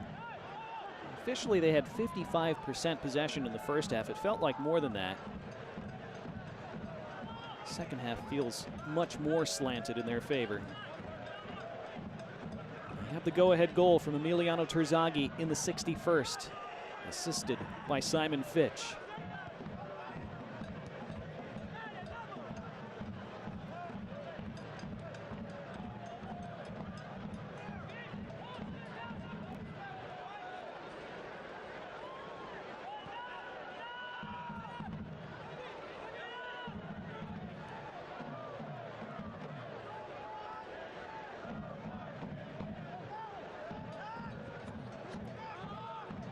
Well, the challenge for Charlotte now over these last 20 minutes or so, can they create more going forward? Can they find a second equalizer tonight while preventing one of those Richmond counterattacks? It sees Richmond put this game away. Charlotte had that brief little surge after Richmond took the lead 10 minutes ago where they earned a couple corners, a couple dangerous balls in, but not a lot otherwise. Bit of early pressure in the first couple minutes of the second half. Run by Avion Flanagan late in the first half. Again, not a lot since their goal in the 11th minute. Certainly far less than they're often capable of creating. It's long for Mbuyu, but was never going to reach him.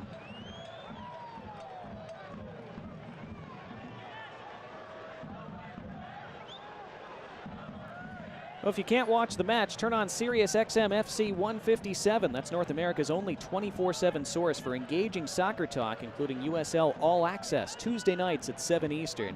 Plus, hear live matches from the USL, MLS, English Premier League, and more. That's all on Sirius XM FC 157 and the SXM app.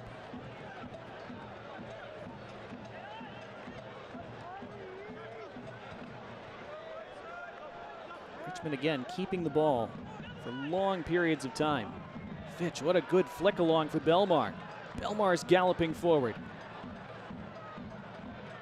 Duty defending. Belmar. And Duty stands tall and stabs it out of play. And now those changes will come.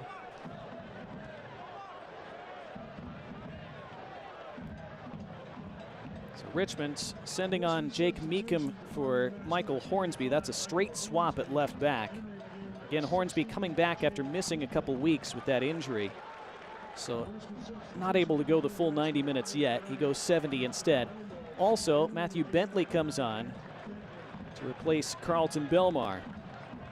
So 9 replaces 99. Should slot into that forward spot in Belmar's place. Now for Charlotte, Avion Flanagan goes off. And Brad Dunwell comes on. Flanagan, who'd gone a little bit quiet in the second half.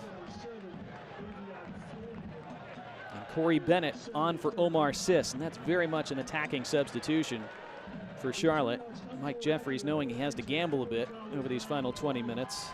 Omar Sis, an excellent holding midfielder, can score goals from distance and has, including from a free kick a couple weeks ago, but again, a guy who does more of the defensive dirty work. Corey Bennett, very much a forward, very much about scoring goals. And that's what Charlotte need, trailing 2-1 in the 73rd.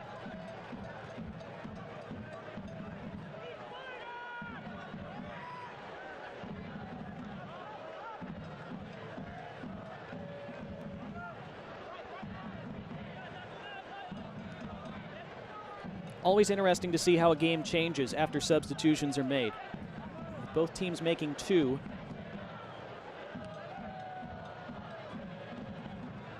See if things rebalance a bit, or can Richmond continue to dominate the ball? As that's looped forward, and the first touch now for Matthew Bentley. It's Bentley, and it's Fitch, and Fitch, what a save! Austin Pack saved it with his face. And he keeps Charlotte in this game.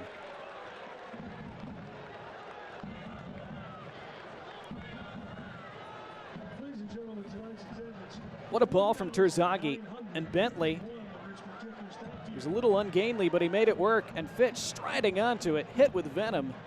And boy, Austin Pack didn't even flinch. The Pac-Man had to eat that ball, and he appeared to enjoy doing so.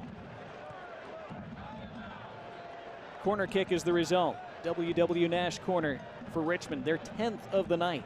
Nil Vignoles once again. It bounces all the way through. Another one that Charlotte don't get first contact on. Another one where they're not punished.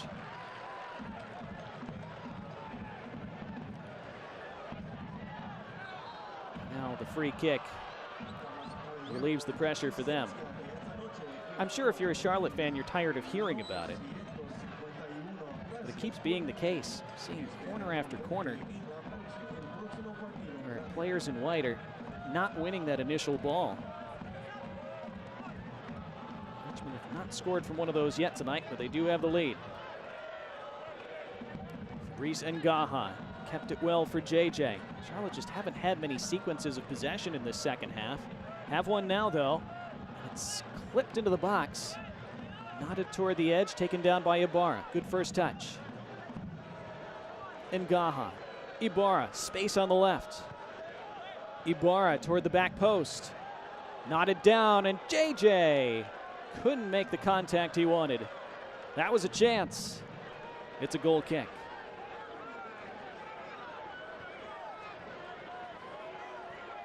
Well, a NorCal rivalry takes center stage later tonight, and the USL on ESPN continues. Alex Dixon leading that potent Monterey Bay FC attack against Paul Blanchett and a staunch Oakland Roots SC. Monterey Bay FC, Oakland Roots SC tonight at 10 p.m. Eastern on ESPN2. That will be a good one. Charlotte now. I was about to say starting to pose a little bit of danger, but they lose it, and here's that counter for Richmond. Bentley nutmegs Ngaha. Bentley for Terzaghi. Terzaghi tumbles over. Free kick for the Kickers. Terzaghi wants the card as well. He's not going to win that argument, but it'll be a dangerous set piece for Richmond.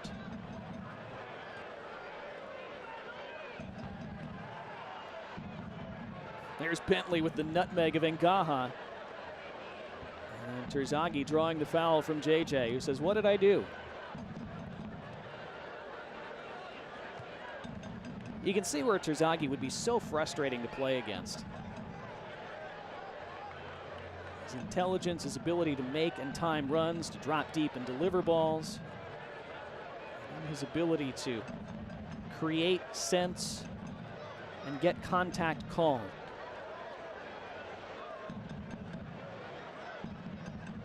Nil Vignoles, this is certainly within range. Put one directly on target. We'll see if he tries to do that. He doesn't think the wall is a full 10 yards back. He wants more space. Don't think he's going to get it.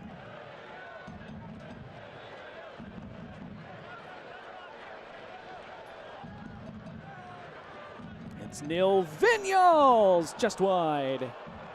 Looked like it was headed for that corner for a moment, but Pack, in the end, appeared to have it covered.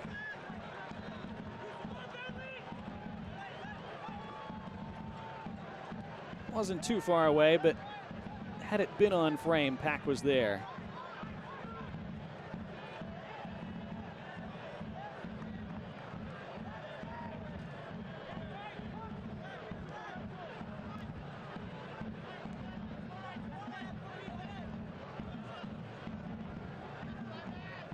Simon Fitch doing really well to take that away from Ngaha. Moran almost was able to float one into Sierakowski's path. Ryan Sierakowski quieter in the second half after such an involved first half where he scored and nearly had another. Now Dunwell.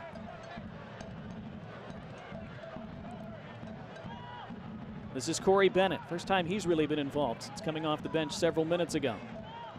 Ibarra thought about having a strike. Had two black shirts in front of him, though. Dunwell. Distributed by Spielman. The step over, the touch, that came off the Richmond defender last. This will be a corner. Third of the night for Charlotte. W.W. Nash corner. Elsewhere, NCFC have scored. They trail forward Madison now 2-1 in the 76th minute. And that toward the top of the table showdown in North Carolina. This W.W. Nash corner kick in front of the Red Army, taken by Miguel Ibarra with Flanagan off. Ibarra with the high looping outswinger. Back post, Kelly rising for it. Got contact, but it glances out. It did not take a touch off a Richmond defender, and it's a goal kick. And we haven't said Dane Kelly's name very much tonight. Richmond have blanketed him very well. Red Army hoping their side can see this out and pick up a big 3 points. Here goes Bentley again. Bentley looking to beat Ngaha once more. Ngaha wins that battle, though. Richmond persisting after the ball so well. Two players collide, and now play is stopped for possible head injury. Hard contact between Justin Suko. And I believe that was Ngaha involved for Charlotte.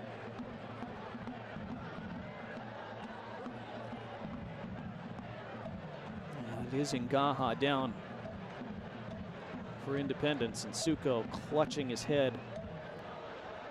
Heavy collision. Nothing malicious in that, just both challenging for the ball, both with their eyes on the ball, didn't see each other coming, and head to head. Referee making absolutely the right decision to immediately stop play.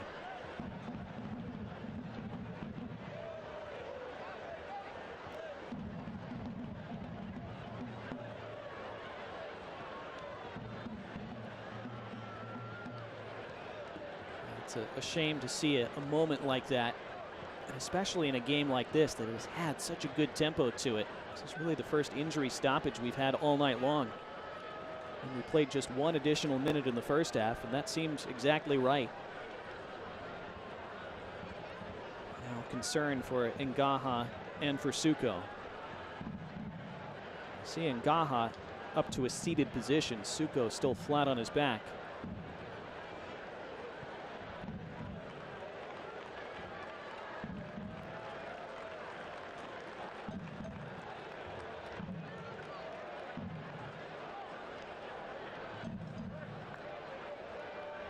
Charlotte have made 3 changes in 2 windows.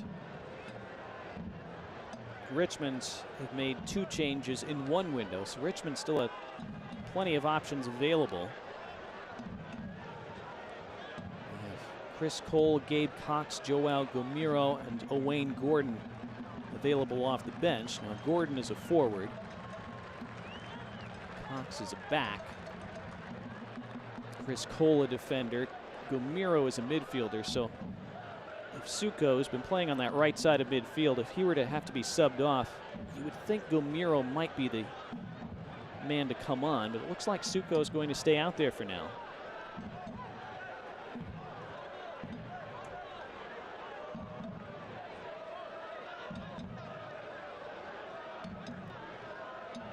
Dean Oliva is going to award a drop ball here.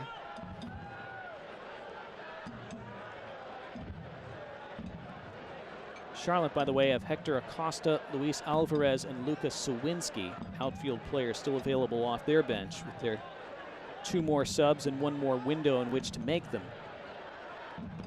There's Ngaha. Looks like he's going to come back in along with Suko. So hopefully that collision not as severe as it initially looked.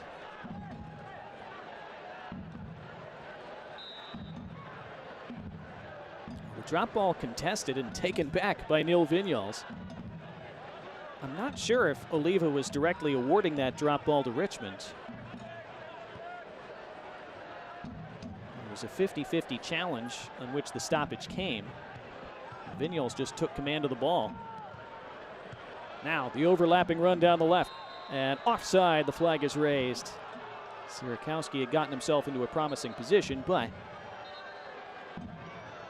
done so too early. 6.5 minutes of the 90 left. Here comes Owain Gordon then for Richmond, replacing Emiliano Terzaghi, who, as things stand, has the match-winning goal.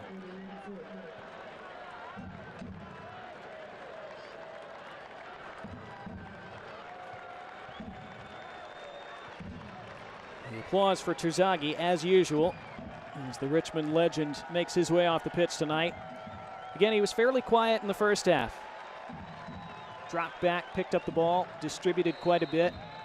But we said early in the second half, he is that player who only needs a moment to crackle into life and change the game with either one kick or one contact with his head. It's exactly what happened in the 61st minute. Sprung by Simon Fitch on an excellent through ball. Charlotte looking for a response here. Pushed forward. Mbuyu! 2-2 out of nowhere. Charlotte Independence strike back. And with 5.5 to go, it's all level at Citi Field.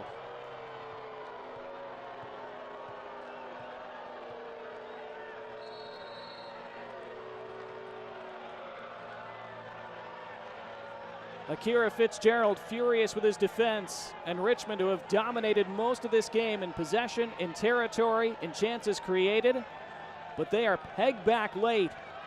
A ball won in midfield. Kelly connected. It was pushed along into Mbuyu's path.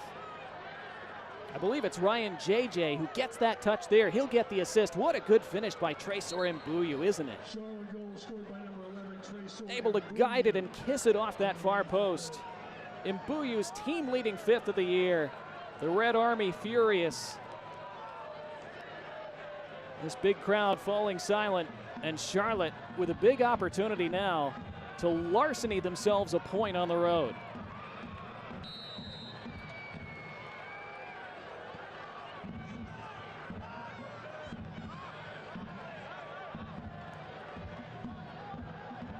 Well, Mike Jeffries said this week that Tresor Mbuyu can finish chances from seemingly impossible angles.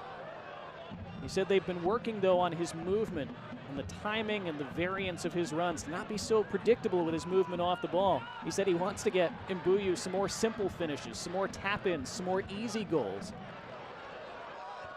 Well, that wasn't necessarily an easy one, but it was finished so well. And it was really good movement to put himself in that kind of position. Mike Jeffries will be very pleased, I'm sure. And now his side, I think, will shift back into more of a defensive mindset, or will they? They'd be thrilled with a point, but they'd be even more thrilled with all 3. That's not the best touch by Corey Bennett. It's back to Fitzgerald, who's pressured by Mbuyu, but gets it away well, as usual. Zaka Moran. See Charlotte starting to press up a bit more. Richmond go in search of a 3rd go-ahead goal, but that ball went out of play. That was close. Owain Gordon didn't think so. Neither does this crowd, of course. The assistant referee, Jana Forstall, raised the flag. So, Sierakowski in the 8th for Richmond. Johnson responded in the 11th for Charlotte. Terzaghi in the 61st for Richmond. Mbuyu in the 85th. And now a change for the Independents as Luis Alvarez will come on in place of Miguel Ibarra.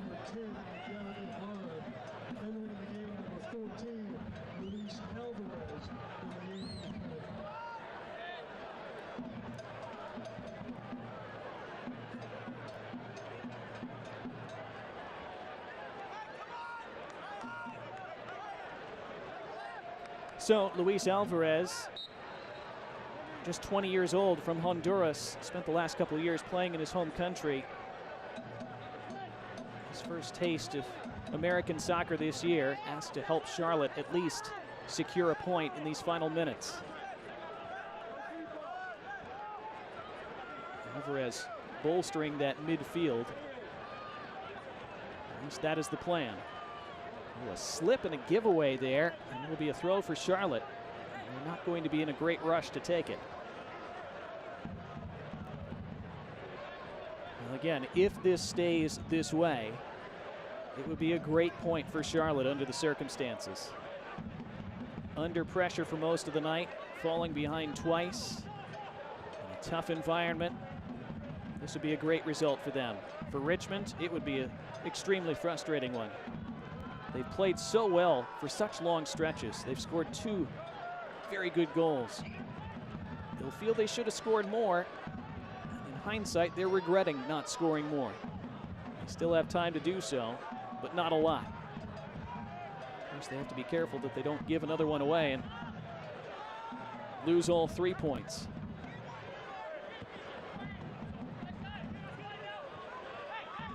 Runs all the way past Mbuyu and out for a Richmond throw. Into the final minute of the 90. We'll see how much the 4th official will indicate to be added on.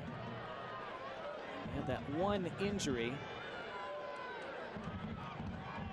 Not a lot else that you can remember. And Gaha.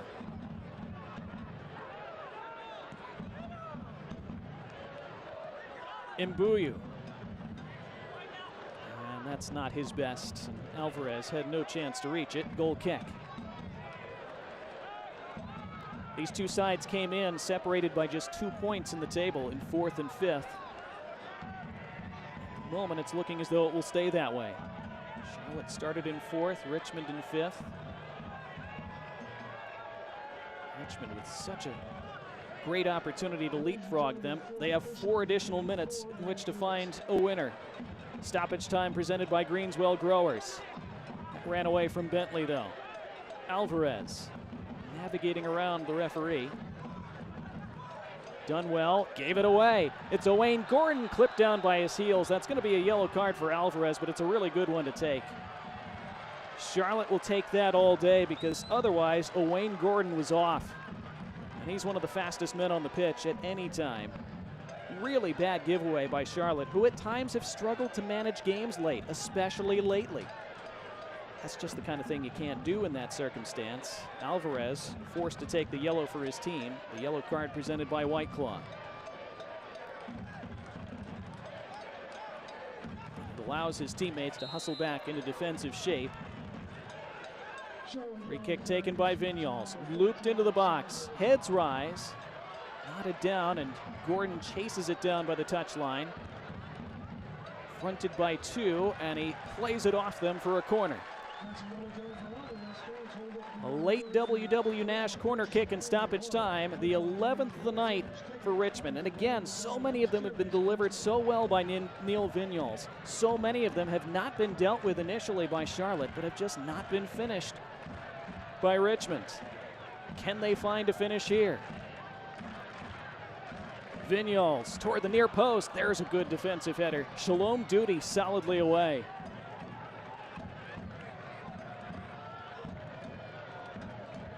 Now Nathan Awney comes over to take the long throw, which is one of his specialties. Again, Richmond scored their first goal of the game off one of Awney's long throw. Toweling the ball off. Get as much grip and as much distance on it as possible. Awney launches, into the box it goes, thumped away. Nick Spielman got his head to it. Back with Awney. This time loops it in with the foot. Flicked along by Belmar, but well wide. We'll see if that's the last chance of the game.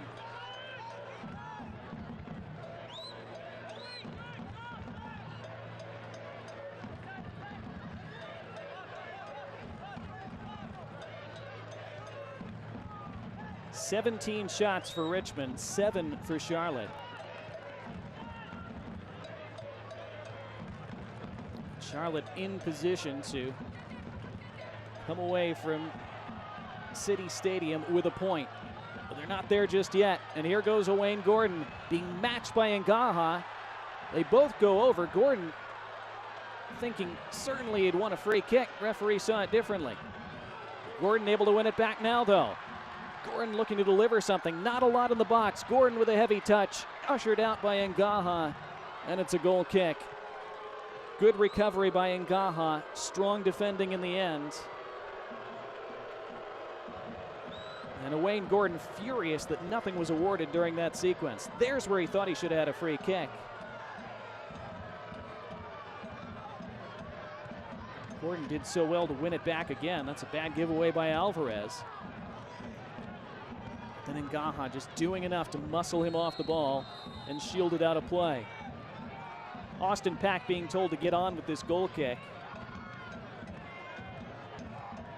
The 4 minutes indicated are almost up. Kept in play, comes to Vignoles being harassed. Charlotte were insistent they should have had that throw. It was awarded to Richmond instead. One final attack for them down that left side. That came off a Charlotte player, did it? No, it didn't. It was a goal kick. There's the final whistle. And Charlotte Independence larceny themselves a point on the road.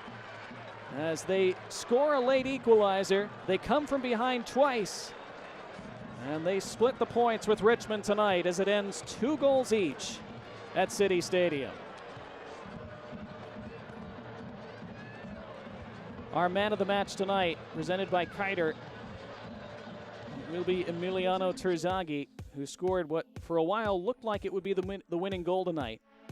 Far too much space awarded to Simon Fitch. He was able to slide that through to Terzaghi. The linesman's flag stayed down, and Terzaghi finished so well. Look at that deft little clip over the advancing Austin Pack. Thought maybe that might be enough for Richmond, but again, Charlotte, even though they didn't spend a ton of time in possession tonight, they're always dangerous. They're always capable of creating something from nothing. That's exactly what they did in the 85th minute. And Tresor Mbuyu finished and earns his side a point tonight. We'll come back with full-time highlights, full-time stats, and wrap things up from Richmond in just a moment. Sierakowski and Terzaghi for the kickers, Johnson and Mbuyu for the Independents. More next. We would not have a business today if it weren't for the support of the many, many people within the Richmond community. To me, we're working as a team to enhance the quality of life for all residents. It's about being the best that you can be. It's about enriching the lives of people in your community. There's a reason why we have the tagline Nourish, because it's really about nourishing the lives of the people that work for us and the people that we serve. That's what the UCrops brand stands for. Health. Suddenly that word seems more important these days, as it's consumed all aspects of our lives and made our universes feel smaller than ever. But at Bon Secours, your health has always been our top priority, and we're staying as committed as always to personalizing the right care for you. Because whether here or from home, we believe your health care should always revolve around you. Bon Secours, primary care for the universe of you. Visit bonsecours.com/primary care to connect with the provider today. Hi, I'm Megan Mack, president of Prospect Blue. And I'm Jess Barnes, Director of Business Development at Prospect Blue. Prospect Blue is a staffing and recruiting firm headquartered right here in Richmond, Virginia. We serve the Mid-Atlantic region and beyond. With the labor market experiencing historic shortages, Prospect Blue is here to help companies attract and retain key talent. With strong relationships in the corporate, financial, legal, and medical fields, we are in a unique position to connect employers with job seekers.